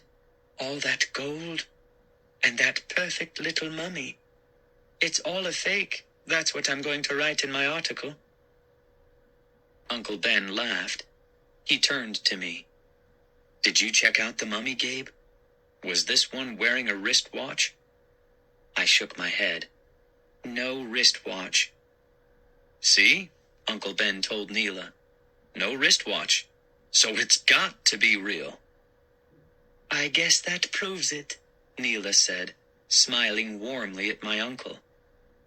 Daddy, do you know the words to bring the mummy to life? Sorry broke in. You know, the words on the tomb that Dr. Fielding was talking about? Uncle Ben swallowed the last bite of his hamburger. He wiped the grease off his chin with a napkin. I can't believe that a serious scientist would believe such superstition, he murmured. But what are the 6 words to bring the mummy to life? Neela demanded. Come on, Ben. Tell us. Uncle Ben's smile faded. He shook his finger at Neela. Oh, no, he declared. I don't trust you. If I tell you the words, you'll bring the mummy back to life just to get a good photograph for your newspaper. We all laughed. We were sitting around the campfire, its orange light flickering over our faces. Uncle Ben set his plate down on the ground and spread his hands over the fire. Teki karu, teki kara, teki kari, he chanted in a deep voice, waving his hands over the flames. The fire crackled. A twig made a loud popping sound that made my heart skip a beat. Are those the secret words? Sari demanded. Uncle Ben nodded solemnly. Those are the words of the hieroglyphs over the entrance to the tomb. So maybe the mummy just sat up and stretched? Sari asked. I'd be very surprised, Uncle Ben replied, climbing to his feet. You're forgetting, Sari. You have to chant the words 5 times. Oh. Sari stared thoughtfully into the fire. I repeated the words in my mind. Teki karu, teki kara, teki kari. I needed to memorize the words. I had a plan to scare Sari. Where are you going? Neela asked my uncle. To the communications tent, he replied. I have to make a phone call. He turned and made his way quickly over the sand toward the row of canvas tents. Neela let out a surprised laugh. He didn't even say goodnight. Daddy's always like that, Sari explained, when he has something on his mind. Guess I'd better go too, Neela said, climbing to her feet and brushing sand off her jeans. I'm going to start writing my story for the paper. She said goodnight and walked quickly away, her sandals making a slapping sound against the sand. Sari and I sat staring into the crackling fire. The half-moon had floated high in the sky, its pale light reflected off the top of the pyramid in the distance. Neela is right, I told Sari. It really did look like a movie set in there. Sari didn't reply. She stared into the fire without blinking, thinking hard. Something in the fire popped again. The sound seemed to snap her out of her thoughts. Do you think Neela likes Daddy? She asked me, her dark eyes locking on mine. Yeah, I guess, I replied. She's always giving him this smile. I imitated Neela's smile. And she's always kind of teasing him. Sari thought about my reply. And do you think Daddy likes her? I grinned. For sure. I stood up. I was eager to get back to the tent. I wanted to scare Sari. We walked toward the tents in silence. I guessed that Sari was still thinking about her dad and Neela. The night air was cool, but it was warm inside the tent. Moonlight filtered through the canvas. Sari pulled her trunk out from under her cot and got down on her knees to search through her clothes. "Sari," I whispered, "dare me to recite the ancient words 5 times?" "Huh?" She gazed up from the trunk. "I'm going to chant the words 5 times," I told her. "You know, see if anything happens." I expected her to beg me not to. I expected her to get scared and plead, "Please, Gabe, don't do it. Don't. It's too dangerous." But instead, Sari turned back to her clothes trunk. "Hey, give it a try," she told me. "You sure?" I asked her. "Yeah, why not?" she replied, holding out a pair of denim shorts. I stared across the tent at her. Was that fear I saw in her eyes? Was she just pretending to be so casual about it? Yes, I think Sari was a little scared, and trying hard not to show it.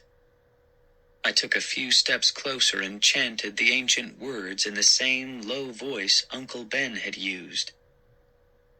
"Teki karu, teki kara, teki kari." Sari dropped the shorts and turned to watch me. I repeated the chant a second time. "Teki karu, teki kara, teki kari." A third time. A fourth time. I hesitated. I felt a cold breeze tingle the back of my neck. Should I chant the words again? Should I go for number 5? Chapter 16. I stared down at Sari. She had closed the trunk lid and was leaning on it tensely, staring back at me. I could see that she was frightened. She chewed her bottom lip. Should I chant the words for a 5th time? I felt another chill at the back of my neck. It's just a superstition, I told myself. A 3,000-year-old superstition. There's no way that moldy old mummified prince is going to come back to life just because I recite 6 words I don't even know the meaning of. No way. I suddenly thought of all the old movies I had rented about mummies in ancient Egypt. In the movies, the scientists always ignored ancient curses warning them not to disturb the mummies' tombs. Then the mummies always came to life to get their revenge. They staggered around, grabbed the scientists by the throat, and strangled them. Dumb movies, but I loved them. Now, staring down at Sari, I saw that she was really scared. I took a deep breath. I suddenly realized that I felt scared too. But it was too late. I had gone too far. I couldn't chicken out now. "Tekikaru, tekikara, tekikari!" I shouted, the 5th time. I froze and waited. I don't know what I expected. A flash of lightning, maybe. Sari climbed to her feet. She tugged at a strand of dark hair. "Admit it. You're totally freaked," I said, unable to keep a grin from spreading across my face. "No way," she insisted. "Go ahead, Gabe. Chant the words again. Chant them 100 times. You're not going to scare me. No way." But we both gasped when we suddenly saw a dark shadow roll over the tent wall. And my heart completely stopped when a hoarse voice whispered into the tent, "Are you in there?" Chapter 17.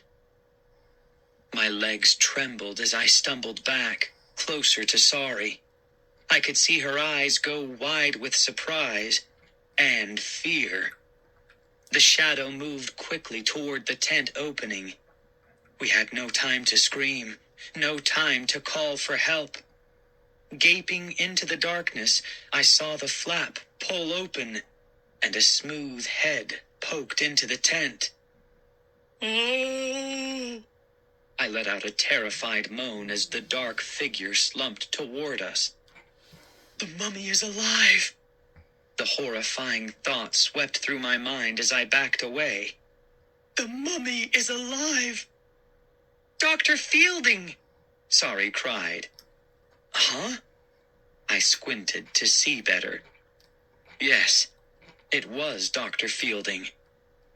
I struggled to say hello, but my heart was pounding so hard I couldn't speak. I took a long, deep breath and held it. I'm looking for your father, Dr. Fielding told Sorry. I must see him at once. It's extremely urgent. He's making a phone call, Sorry replied in a shaky voice. Dr. Fielding spun around and ducked out of the tent. The flap snapped shut behind him. I turned to Sorry, my heart still pounding. He scared me to death, I confessed. I thought he was in Cairo. When he poked that skinny bald head into the tent? Sorry laughed.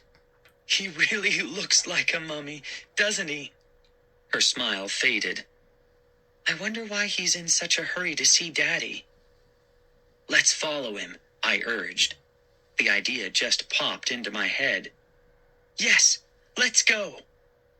I hadn't expected Sorry to agree so quickly, but she was already pushing open the tent flap. I followed her out of the tent. The night had grown cooler. A steady wind made all of the tents appear to shiver. Which way did he go? I whispered.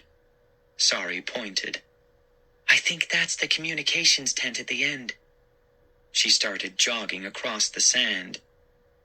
As we ran, the wind blew sand against our legs. I heard music and voices from one of the tents. The workers were celebrating the day's discovery. The moon cast a strip of light like a carpet along our path. Up ahead, I could see Dr. Fielding's lanky body leaning forward, lurching awkwardly toward the last tent. He disappeared around the side of it. Sorry and I stopped a few tents away. We ducked out of the moonlight into deep shadows where we wouldn't be seen. I could hear Dr. Fielding's booming voice from the communications tent. He was talking rapidly, excitedly. What is he saying? Sorry whispered. I couldn't make out the words. A few seconds later, 2 figures emerged from the tent. Carrying bright flashlights, they crossed the strip of yellow moonlight, then moved quickly into shadow. Dr. Fielding appeared to be pulling Uncle Ben, pulling him toward the pyramid. What's going on? Sorry whispered, grabbing my sleeve. Is he forcing Daddy to go with him? The wind swirled the sand around us. I shivered. The 2 men were talking at the same time, shouting and gesturing with their flashlights. They're arguing about something, I realized. Dr. Fielding had a hand on Uncle Ben's shoulder. Was he shoving Uncle Ben toward the pyramid? Or was Uncle Ben actually leading the way? It was impossible to tell. Let's go, I whispered to Sorry. We stepped away from the tent and started to follow them. We walked slowly, keeping them in view but being careful not to get too close. If they turn back, they'll see us, Sorry whispered, huddling close to me as we crept over the sand. She was right. There were no trees or bushes to hide behind here in the open desert. Maybe they won't turn back, I replied hopefully. We crept closer. The pyramid rose up darkly in front of us. We saw Dr. Fielding and Uncle Ben stop at the opening in the side. I could hear their excited voices, but the wind carried away their words. They still seemed to be arguing. Uncle Ben disappeared into the pyramid first.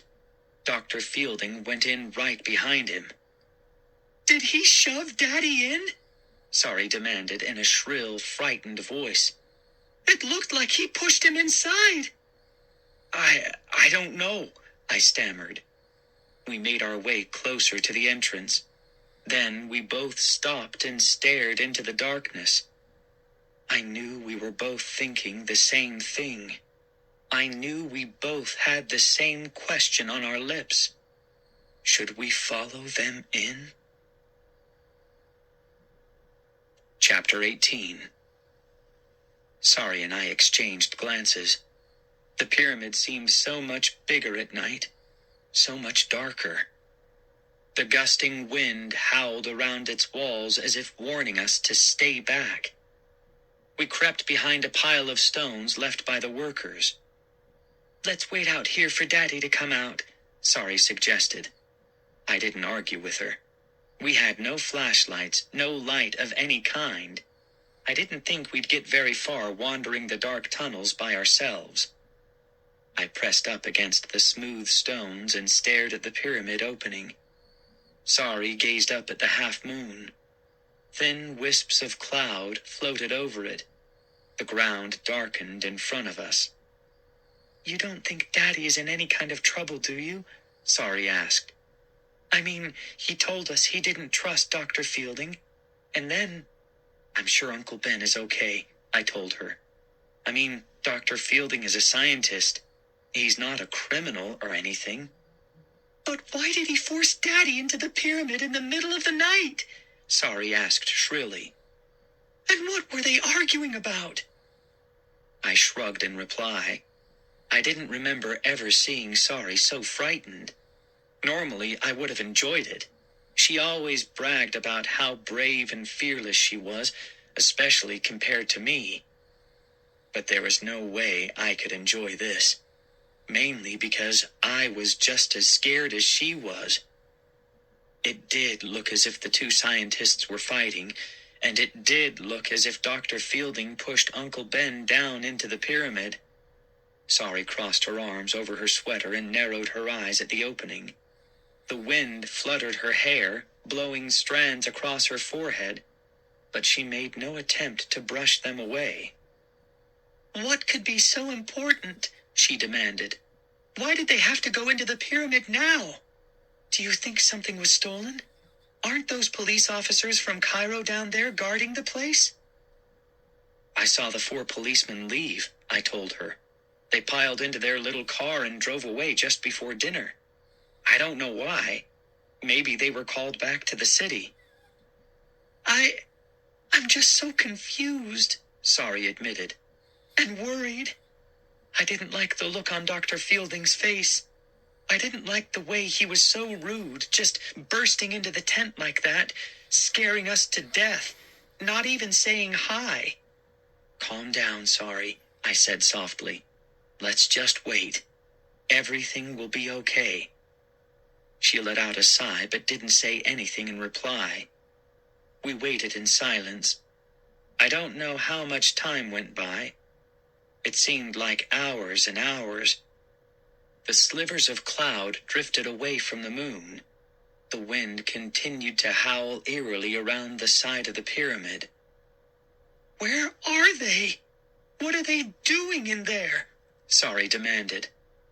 I started to reply, but stopped when I saw a flicker of light at the pyramid opening. I grabbed Sorry's arm. Look, I whispered. The light grew brighter. A figure emerged, pulling himself out quickly. Dr. Fielding. As he stepped into the moonlight, I caught the strange expression on his face. His tiny black eyes were wide and seemed to be rolling around crazily in his head. His eyebrows twitched. His mouth was twisted open. He seemed to be breathing hard. Dr. Fielding brushed himself off with his hands and began walking away from the pyramid. He was half walking, half staggering, taking long, quick strides with his lanky legs. But where's Daddy? Sorry whispered. Leaning out from the rocks, I could see the pyramid opening clearly. No light flickered. No sign of Uncle Ben. He isn't coming out, Sorry stammered. And before I could react, Sorry leaped out from our hiding place behind the stones and stepped into Dr. Fielding's path. Dr. Fielding, she cried loudly. Where is my dad? I pushed myself away from the stones and hurried after Sorry. I could see Dr. Fielding's eyes spinning wildly. He didn't answer her question. Where is my dad? Sorry repeated shrilly. Dr. Fielding acted as if he didn't see Sorry. He stepped past her, walking stiffly, awkwardly, his arms straight down. Dr. Fielding? Sorry called after him. He hurried through the darkness toward the row of tents. Sorry turned back to me, her features tight with fear. He's done something to Daddy, she cried. I know he has. Chapter 19. I turned back to the pyramid opening, still dark and silent. The only sound now was the howling of the wind around the stone pyramid wall. Dr. Fielding totally ignored me, Sorry cried, her face revealing her anger. He stormed past me as if I weren't here. I know, I stammered weakly. And did you see the look on his face? She demanded. So evil, so totally evil. Sorry, I started. Maybe. Gabe, we have to go find Daddy, Sorry interrupted. She grabbed my arm and started pulling me to the pyramid opening. Hurry! No, Sorry, wait, I insisted, tugging out of her grasp. We can't go stumbling around the pyramid in the dark. We'll just get lost. We'll never find Uncle Ben. We'll go back to the tent and get lights, she replied. Quick, Gabe. I raised a hand to stop her. Wait here, Sorry, I instructed. Watch for your dad. Chances are he'll be climbing out in a few moments. I'll run and get some flashlights. Staring at the dark opening, she started to argue. But then she changed her mind and agreed to my plan. My heart pounding, I ran all the way back to the tent. I stopped at the tent opening and gazed down the row of tents, searching for Dr. Fielding. No sign of him. In the tent, I grabbed 2 flashlights. Then I went hurtling back to the pyramid. Please, I begged silently as I ran. Please be out of the pyramid, Uncle Ben. Please be safe. But as I frantically made my way over the sand, I could see Sorry standing by herself. Even from a distance, I could see her frightened expression as she paced tensely back and forth in front of the pyramid opening. Uncle Ben, where are you? I wondered. Why haven't you come out of the pyramid? Are you okay? Sorry and I didn't say a word. There was no need. We clicked on the flashlights, then made our way into the pyramid opening. It seemed much steeper than I remembered. I nearly lost my balance, lowering myself to the tunnel floor. Our lights crisscrossed over the dirt floor. I raised mine to the low ceiling. Keeping the light high, I led the way through the curving tunnel. Creeping along slowly, I trailed one hand against the wall to steady myself. The wall felt soft and crumbly. Sorry kept on my heels, her bright beam of light playing over the floor in front of our feet. She stopped suddenly as the tunnel curved into a small, empty chamber. How do we know we're going in the right direction? She asked, her voice a quavering whisper. I shrugged, breathing hard. I thought you knew your way, I murmured. I've only been down here with Daddy, she replied, her eyes over my shoulders, searching the empty chamber. We'll keep going until we find him, I told her, forcing myself to sound braver than I felt. She stepped in front of me, shining the light over the chamber walls.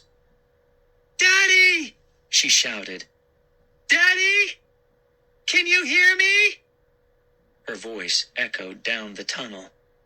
Even the echo sounded frightened. We froze in place and listened for a reply. Silence. "Come on," I urged. I had to lower my head to step into the next narrow tunnel. Where did it lead? Were we heading toward Prince Koru's tomb? Is that where we would find Uncle Ben? Questions, questions. I tried to stop them from coming, but they filled my mind, pestering me, repeating, echoing in my head as we followed the tunnel's curves. "Daddy! Daddy! Where are you?" Sari's cries became more frantic as we moved deeper and deeper into the pyramid. The tunnel curved up steeply, then leveled off. Sari suddenly stopped. Startled, I bumped into her hard, nearly making her drop her flashlight. "Sorry," I whispered. "Gabe, look!" she cried, pointing her beam of light just ahead of her sneakers. "Footprints!" I lowered my eyes to the small circle of light. I could see a set of boot prints in the dirt. A heel and spiky bumps. "Work boots," I muttered. She circled the floor with the light. There were several different prints in the dirt, heading in the same direction we were. "Does this mean we're going the right way?" she asked. "Maybe," I replied, studying the prints. "It's hard to tell whether these are new or old." "Daddy!" Sari shouted eagerly. "Can you hear me?" No reply. She frowned and motioned for me to follow. Seeing the many sets of prints gave us new hope, and we moved faster, trailing our hands along the wall to steady ourselves as we made our way. We both cried out happily when we realized we had reached the outer chamber to the tomb. Our lights played over the ancient hieroglyphs that covered the wall in the doorway. "Daddy? Daddy?" Sari's voice cut through the heavy silence. We darted through the empty chamber, then slipped through the opening that led to the tomb. The prince's burial chamber stretched out in front of us, dark and silent. "Daddy? Daddy?" I shouted too. "Uncle Ben? Are you here?" Silence. I swept my light over the room's clutter of treasures, over the heavy chests, the chairs, the stone and clay jars piled in the corner.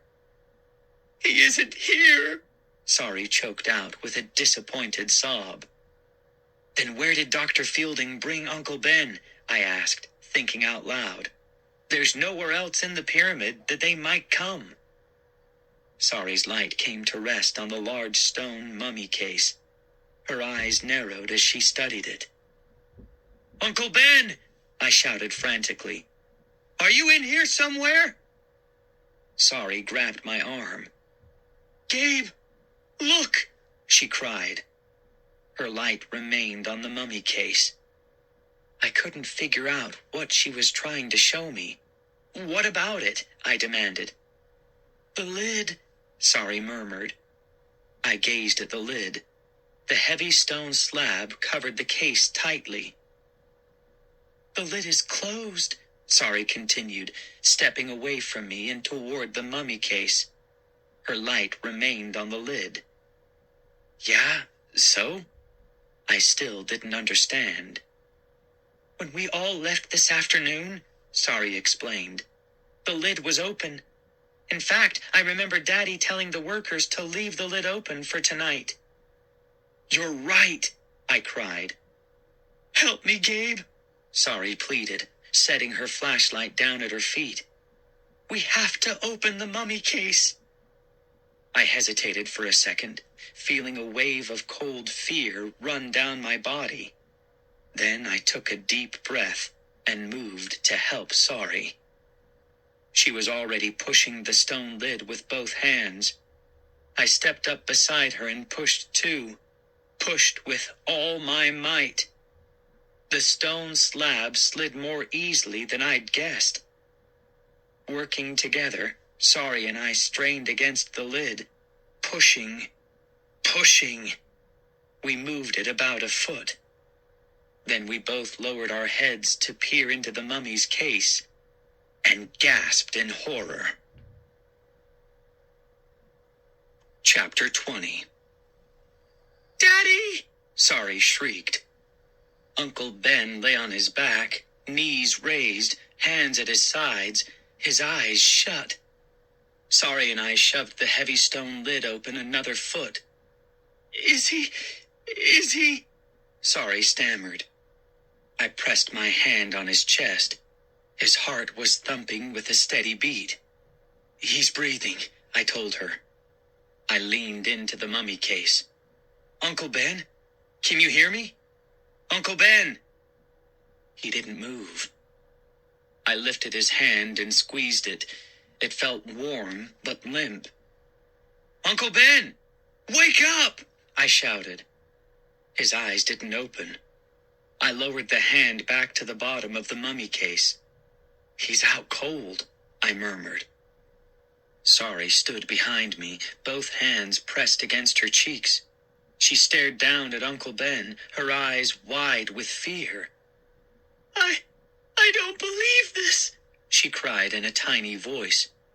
Dr. Fielding left Daddy here to smother if we hadn't come along. Her voice trailed off. Uncle Ben let out a low groan.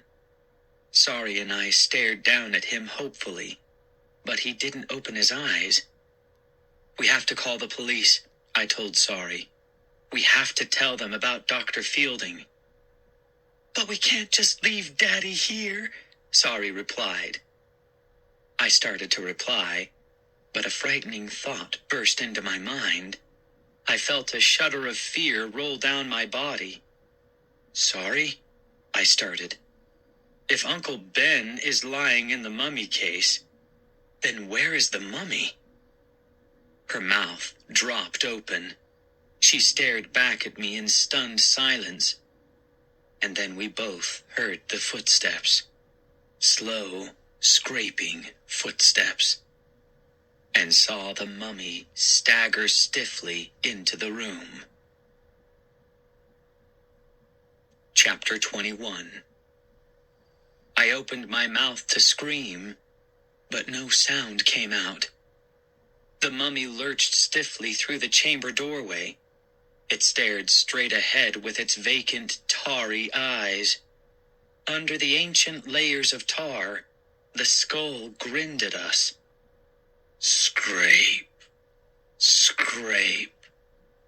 Its feet dragged over the dirt floor, trailing shreds of decaying gauze. Slowly it raised its arms, making a terrifying cracking sound.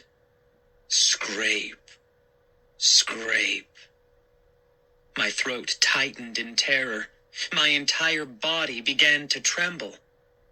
I backed away from the mummy case. Sorry stood frozen with her hands pressed against her cheeks. I grabbed her arm and pulled her back with me. Sorry, get back, I whispered. She stared in terror at the approaching mummy. I couldn't tell if she heard me or not. I tugged her back farther. Our backs hit the chamber wall. The mummy scraped closer, closer. Staring at us through its vacant, blackened eye sockets, it reached for us with its yellowed, tar-encrusted hands. Sorry let out a shrill shriek.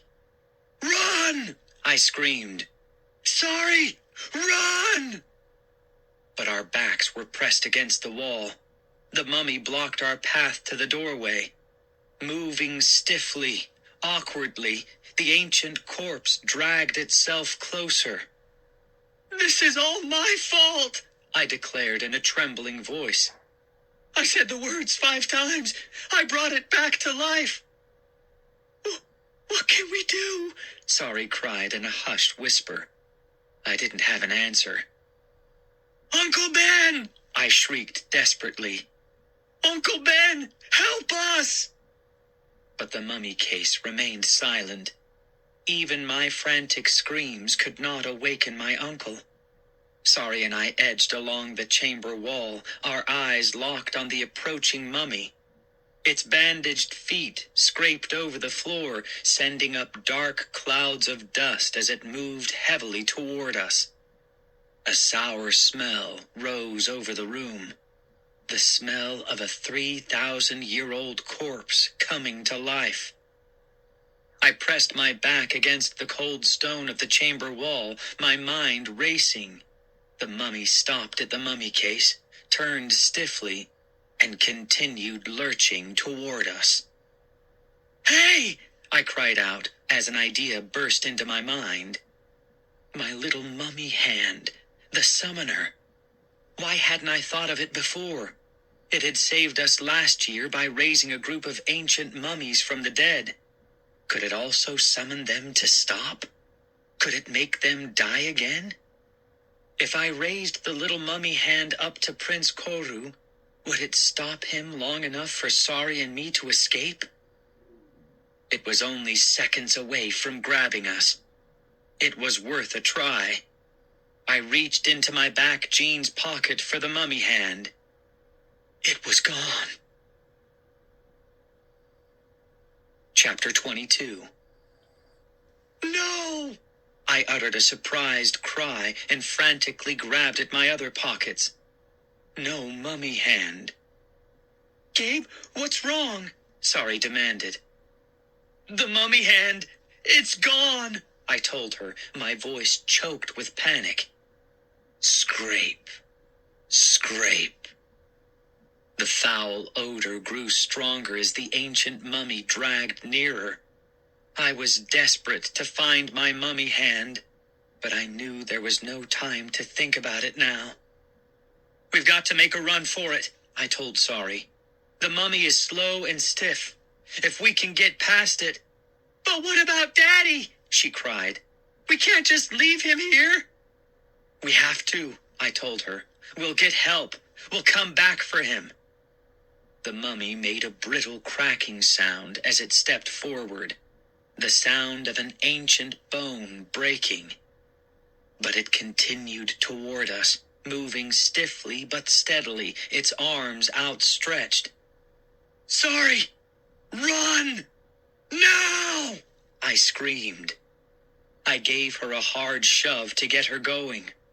The room blurred as I forced myself to move. The mummy made another loud cracking sound. It leaned its body forward and reached out as we dodged around it. I tried to duck under the mummy's outstretched hand, but I felt the scrape of its ancient fingers against the back of my neck. Cold fingers, hard as a statue. I knew it was a touch I would never forget. My neck tingled. I lowered my head from its grasp and plunged forward. Sari let out low sobs as she ran. My heart raced as I hurried to catch up to her. I forced myself to run, but my legs felt so heavy, as if they were made of solid stone. We were nearly to the doorway when we saw a flickering light. Sari and I both cried out and skidded to a stop as a beam of light swept into the room. Behind the light, a figure stepped into the doorway. Shielding my eyes from the sudden brightness, I squinted hard, eager to see who it was. "Neela!" I cried as she raised the flashlight beam to the ceiling. "Neela, help us!" I choked out. "It's come alive!" Sari shouted to her. "Neela, it's come alive!" She pointed back toward the mummy. "Help us!" I screamed. Neela's green eyes widened in surprise. "What can I do?" she asked, and then her expression changed quickly to anger. "What can I do about you two kids? You shouldn't be here. You're going to ruin everything." "Huh?" I cried out in surprise. Neela stepped into the room. She raised her right hand. In the dim light, I struggled to make out what she was holding up. My little mummy hand. She raised it toward the mummy. "Come to me, my brother," Neela called. Chapter 23. How did you get my mummy hand? What are you doing? I demanded. Neela ignored my questions. She held the flashlight in one hand. She gripped the little hand in the other, holding it up toward the approaching mummy. "Come here, my brother," she called, waving the hand, summoning the mummy. "It is I, Princess Neela." Its legs cracking, its brittle bones breaking inside the gauze wrappings, the mummy obediently dragged itself forward. "Neela, stop it! What are you doing?" Sari shrieked. But Neela continued to ignore us. "It is I, your sister," she called to the mummy. A triumphant smile crossed her pretty face. Her green eyes sparkled like flashing emeralds in the darting light. "I have waited so long for this day," Neela told the mummy. "I have waited so many centuries, my brother, hoping that someday someone would uncover your tomb and we could be reunited." Neela's face glowed with excitement. The little mummy hand trembled in her hand. "I have brought you back to life, my brother," she called to the mummy. "I have waited for centuries, but it will all be worth it. You and I will share all this treasure, and with our powers, we shall rule Egypt together, as we did 3,000 years ago." She lowered her eyes to me. "Thank you, Gabe," she cried. "Thank you for the summoner. As soon as I saw it, I knew I had to have it. I knew it could bring my brother back to me. The ancient words weren't enough. I needed the summoner, too." "Give it back," I demanded, reaching out for it. "It's mine, Neela. Give it back." A cruel laugh escaped her throat. "You won't be needing it, Gabe," she said softly. She waved the hand at the mummy. "Destroy them, my brother," she ordered. "Destroy them now. There can be no witnesses." "No!" Sari shrieked. She and I both dove to the doorway, but Neela moved quickly to block our path. I shoved my shoulder against her, trying to push her away like a football lineman, but Neela held her ground with surprising strength. "Neela, let us go!" Sari demanded, breathing hard. Neela smiled and shook her head. "No witnesses," she murmured. "Neela, we just want to get Daddy out of here. You can do what you want," Sari insisted desperately. Neela ignored her and raised her eyes to the mummy. "Destroy them both," she called. "They cannot leave this tomb alive." Sari and I spun around to see the mummy lumbering toward us. Its blackened skull glowed in the dim light. It trailed long strips of yellowed gauze across the dirt floor as it dragged itself closer. Closer. I turned back to the door. Neela blocked the way. My eyes darted frantically around the chamber. No way to escape. No escape. The mummy lurched towards Sari and me, and reached out its cold, cold hands to obey Neela's cruel command. Chapter 24. Sari and I darted toward the door, but Neela blocked our escape. Its vacant eyes gazing blindly at us, its jaw frozen in a hideous skeletal grin, the mummy hurtled toward us, raised its arms stiffly, stretched out its hands, dove at us with a final desperate lurch, and to my shock, reached past Sari and me, and wrapped its tarred hands around Neela's throat. Her mouth opened in a choked cry of protest. The mummy tilted back its head as it gripped her, Its tarred lips moved, and a dry cough cut through the air. And then the whispered words, dry as death, escaped the mummy's throat. "Let me rest in peace." Neela uttered another choked cry. The mummy tightened its fierce grip on her throat. I spun around and grabbed its arm. "Let her go!" I screamed. A dry wheeze erupted from the blackened skull. Its hands tightened around Neela, bending her back, bending her toward the floor. Neela's eyes shut in defeat. Her hands flew up helplessly. The flashlight in the mummy hand fell to the floor. I grabbed my little mummy hand and shoved it into my jeans pocket. "Let go! Let go! Let go!" I shrieked. I leaped onto the mummy's back and tried to pull its hands from Neela's throat. It let out a defiant roar, a harsh whisper of anger. Then it heaved itself up straight and struggled to toss me off its shoulders.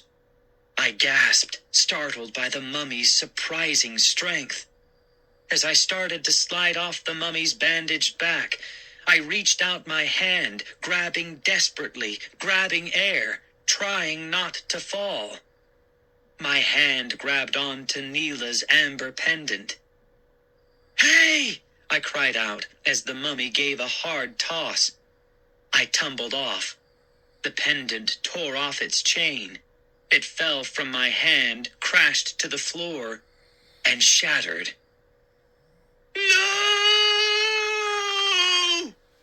Neela's horrified wail shook the walls. The mummy froze. Neela spun out of the mummy's grasp, backed away, her eyes wide with terror.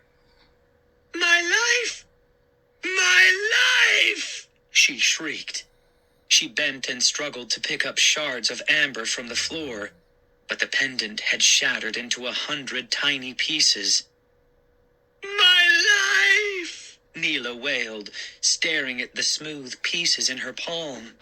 She raised her eyes to Sari and me. "I lived inside the pendant," she cried. "At night, I crept inside. It kept me alive for over 3,000 years. And now... Oh!"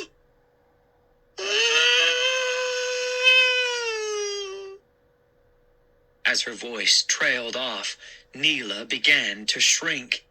Her head, her arms, her entire body grew tinier, tinier, until she disappeared into her clothes. And a few seconds later, as Sari and I gaped down in horror and shock, a black scarab crawled out from under the sweatshirt and jeans.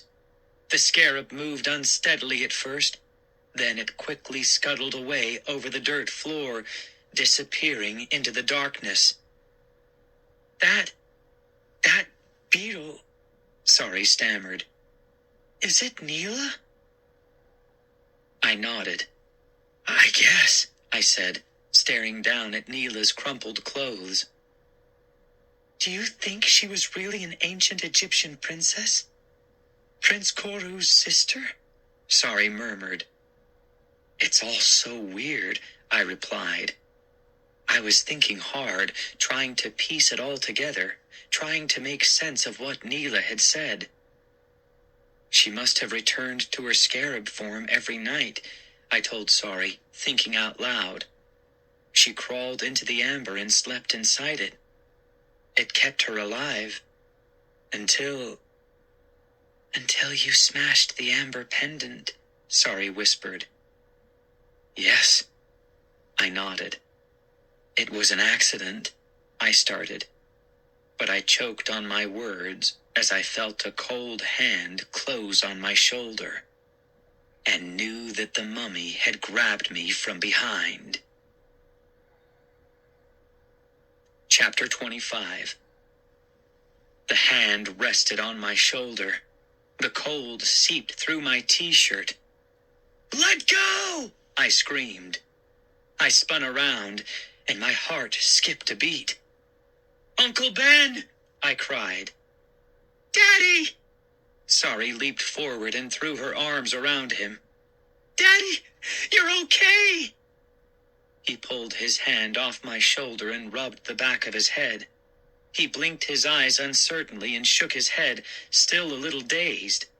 Behind him, I saw the mummy standing hunched over, frozen, lifeless once again. "Phew, I'm still groggy," Uncle Ben said, sweeping a hand back through his thick black hair. "What a close call." "It's all my fault," I admitted. "I repeated the words 5 times, Uncle Ben. I didn't mean to bring the mummy back to life, but—" A smile crossed my uncle's face. He lowered his arm around my shoulders. "You didn't do it, Gabe," he said softly. "Neela got there first." He sighed. "I didn't believe in the power of the chant," he said softly. "But I do now. Neela stole your mummy hand and chanted the ancient words. She used the summoner to bring the mummy to life. Dr. Fielding and I were both suspicious of her." "You were?" I cried, surprised. "But I thought—" "I became suspicious of Neela at dinner," Uncle Ben explained. "Remember? She asked me what were the 6 ancient words to bring the dead to life. Well, I had never revealed that there were 6, so I wondered how Neela knew there were 6 words." Uncle Ben put an arm around Sari's shoulders too, and led us to the wall.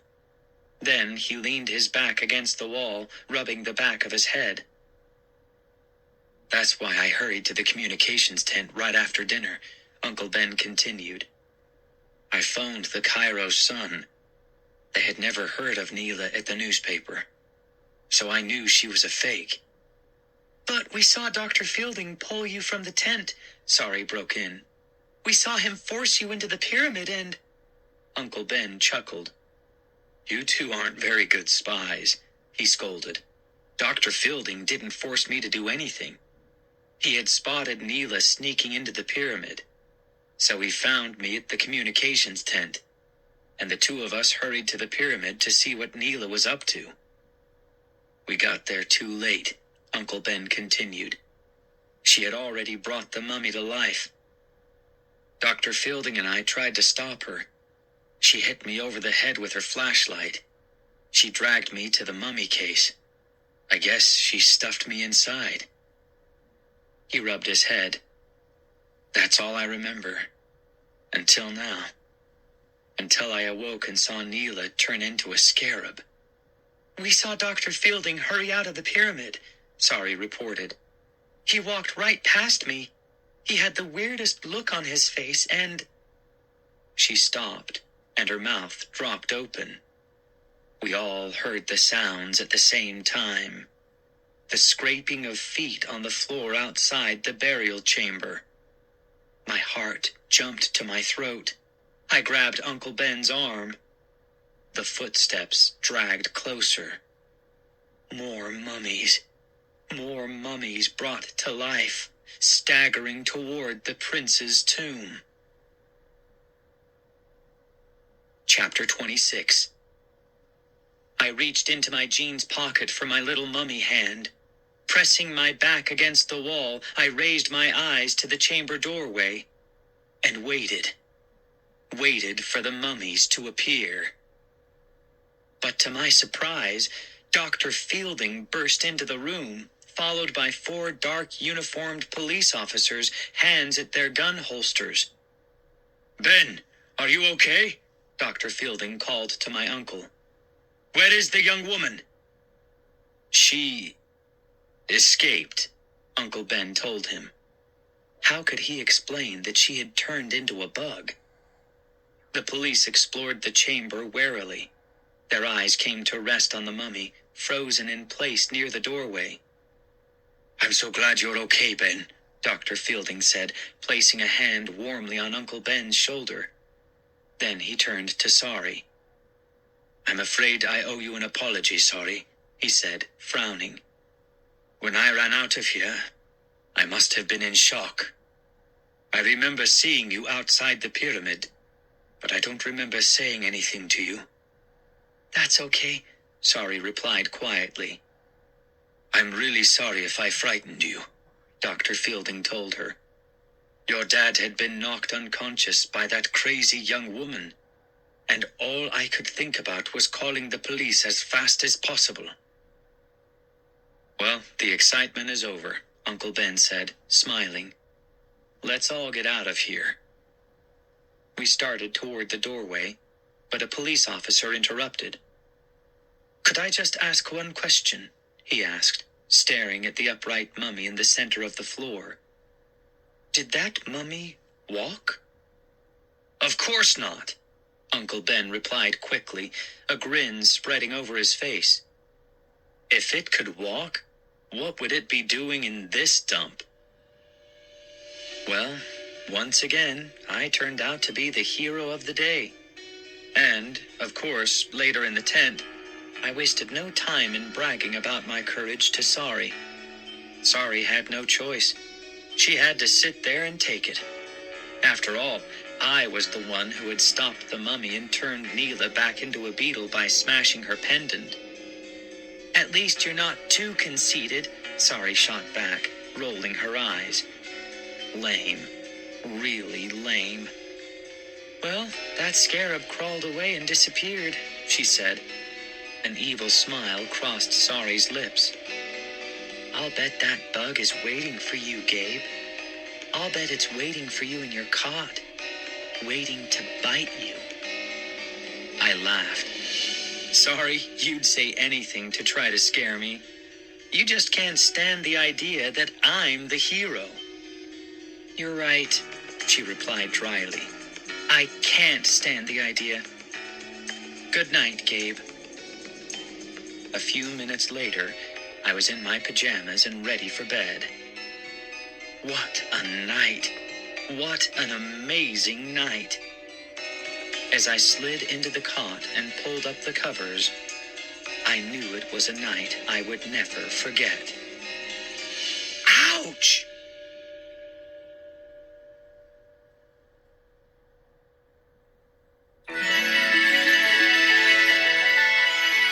Scholastic Audio presents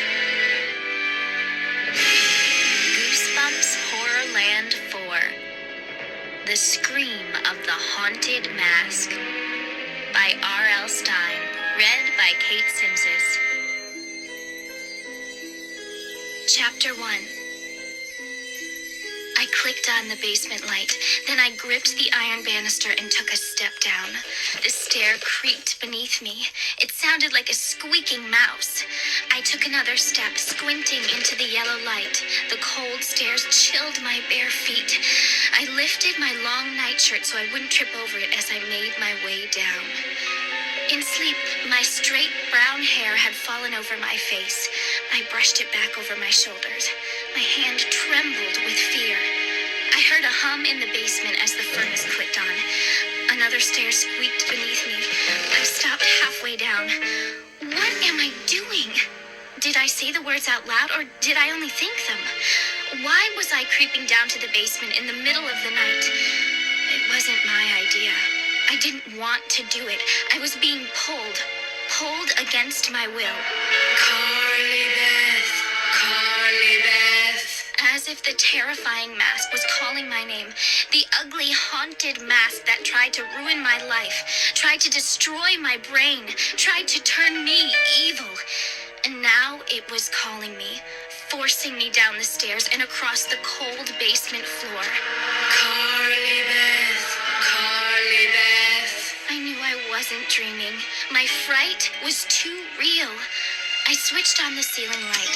It glowed off the bright red vinyl chairs and couch in our playroom. I grabbed the edge of the ping pong table. I tried to stop myself, tried to hold myself back, but the pull of the mask was too strong. I suddenly felt so weak and tiny, like a piece of dust caught in a powerful vacuum cleaner. My hands flew off the table. I stumbled forward, my toes tangling in the strands of the white shag rug. My horse posters, the red wall clock, my brother Noah's old tricycle, the closet door covered with family snapshots, all swept by in a blur as I staggered across the basement. To the storage room against the far wall. To the mountain of cartons and old furniture and piles of baby toys and old clothes and magazines. The room where I had buried the mask, so deep in the stacks and stacks of junk that no one could find it. And now it was calling me, pulling me. Carly Beth. Was the whisper only inside my head? The sound of my own name sent shiver after shiver down the back of my neck. I knew what it wanted. I knew why it woke me up and called me from my bedroom. It wanted me to uncover the metal box where I had buried it away, to unlock the box and free it, to pull it on again this year, to let its evil sweep over me once more. The haunted mask was ready to take over my mind again and force me to do its evil. I couldn't let that happen. I would never let that happen again. But here I was, stepping into the dark storage room, squinting at the piles of cartons and old furniture. Here I was, unable to fight it. My legs trembled as I lifted the first box. Shivering in my thin nightshirt, I pulled the heavy carton off the pile and set it down beside me. Then I reached for the next carton. I can't stop myself. My voice came out in a choked whisper. I wanted to turn away. I wanted to run. Instead, I bent and pulled the metal box out from its hiding place, an old black box with a heavy clasp. I let out a gasp. The box felt warm. What was I doing? Why couldn't I stop my hands? My heart skipped a beat. I made a choking sound as I unlocked the box and lifted the lid.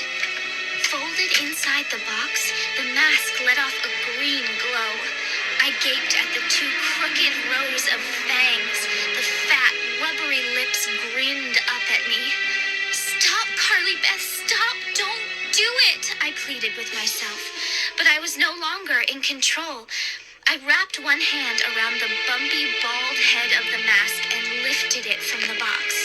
Oh, a groan escaped my throat. The mask felt like human flesh. The pointed chin bobbed up and down. The rubbery lips made a bub-bub-bub sound as they rubbed together. I couldn't breathe. My chest felt ready to burst. I let the box fall to the floor and raised the ugly mask high over my head. The sunken eye holes grew wider. The worm-like lips made their bub-bub-bub sound. The basement cold wrapped around me. I could feel my muscles tighten. My whole body was stiff with fear. I began to lower the mask, lower it over my head. I felt the warm, rubbery material against my hair. I tugged it down, soft as human skin. The mask slid over my forehead. And then, no! A shout burst from my throat. A scream of fear and anger all mixed together. The force of the shout gave me strength. I pulled the mask up and jerked it away from me. No! You're not going to overpower me. I am not going to wear you. Ever again. I gripped the warty cheeks of the mask in my fists. Then I gasped as the mask moved its rubbery, warm lips. Bub, bub, bub. The lips parted and the fangs tilted up. And the haunted mask opened its mouth in a long, deafening scream.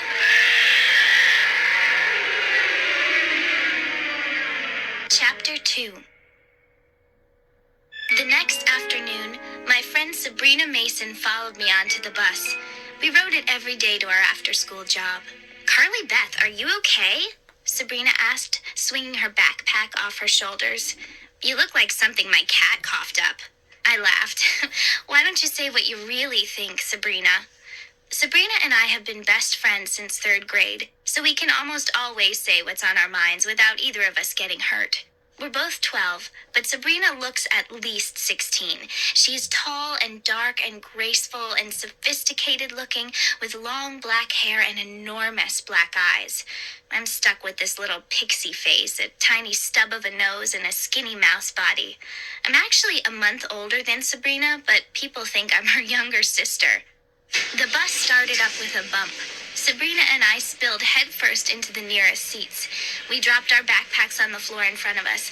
Sabrina began to tie her hair back in a ponytail. She turned to me. So, let me guess. You were up all night thinking about Gary Stedman. Huh? I gave her shoulder a hard shove. Hello? Earth calling Sabrina. I don't have a crush on Gary Stedman. Sabrina's dark eyes flashed. Then what did I see at Steve Boswell's party last Friday night?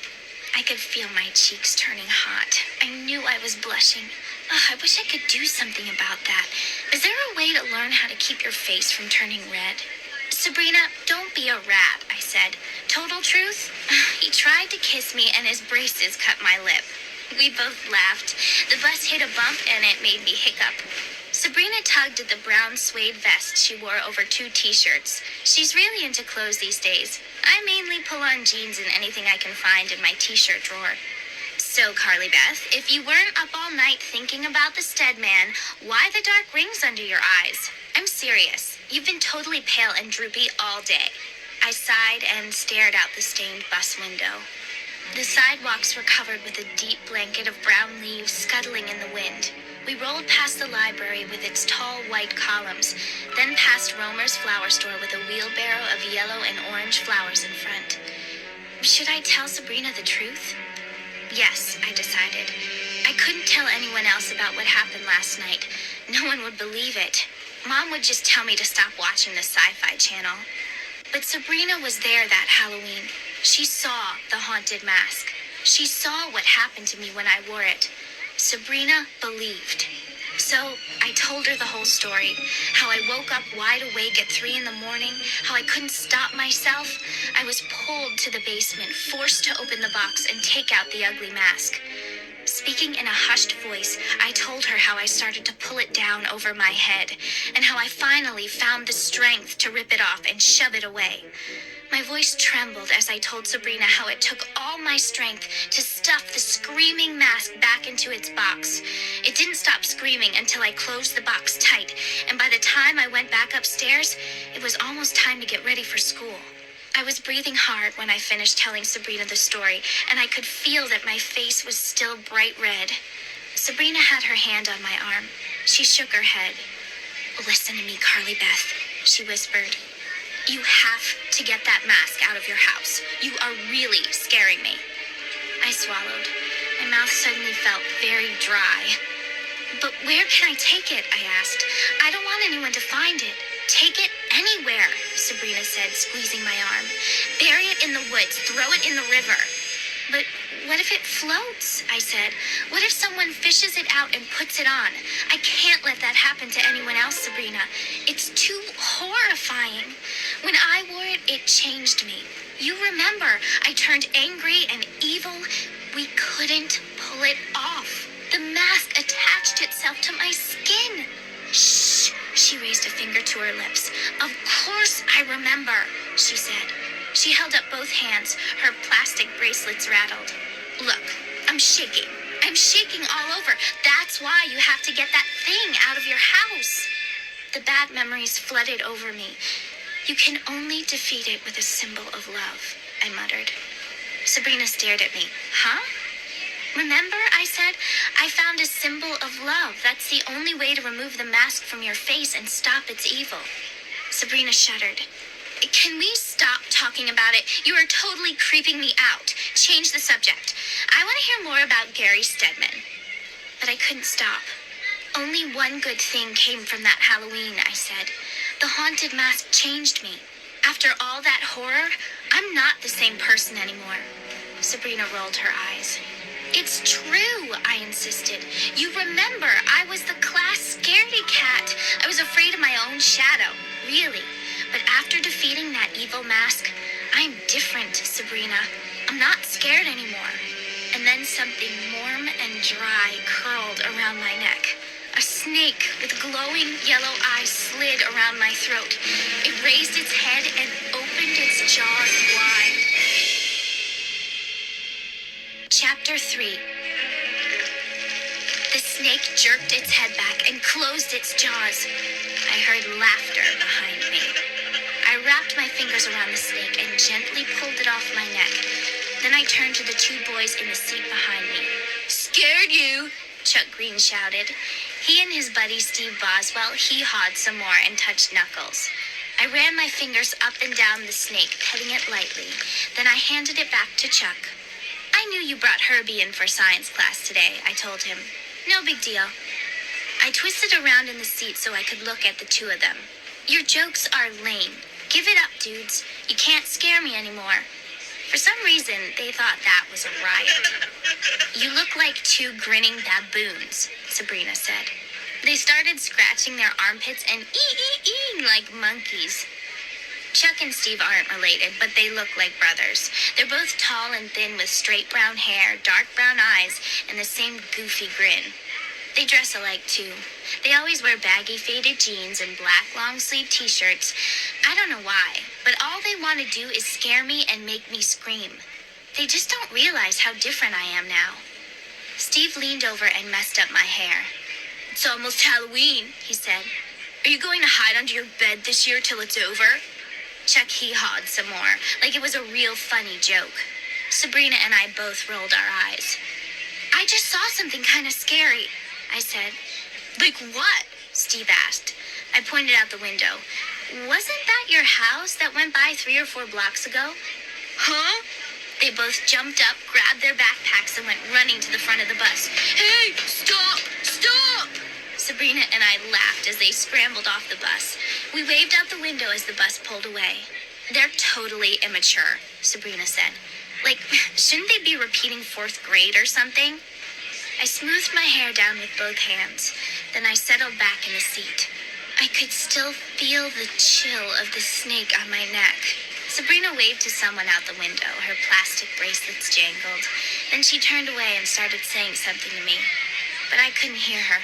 She sounded far away. Her voice was like an echo of an echo, drowned out by a high, frightening scream.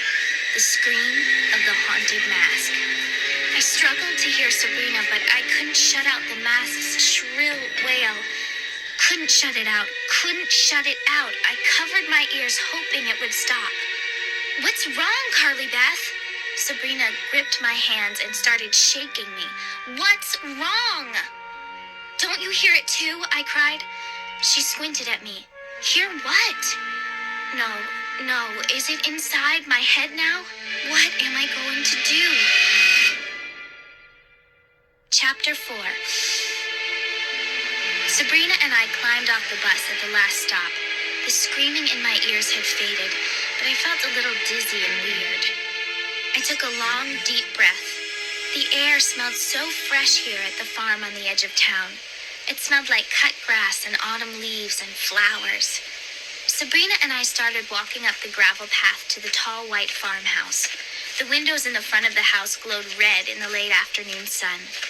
The house stood in the middle of a wide green pasture. Beyond the pasture stood a big apple tree orchard. Our shoes crunched over the gravel.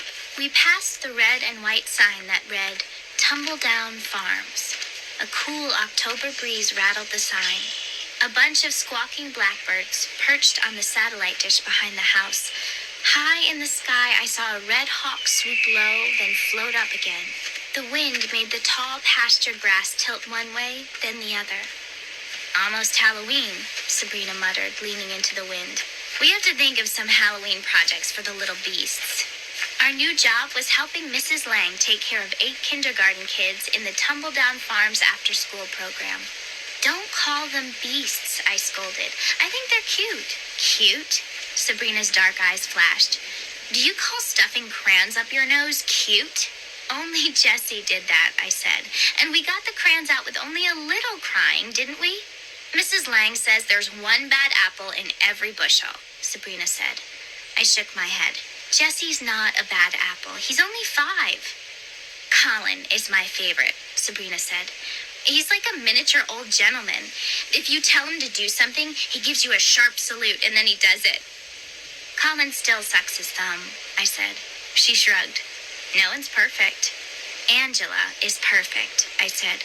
With those red curls and green eyes, she could be a kid supermodel or something. Super spoiled, you mean? Sabrina replied. The way she always has to sit in your lap?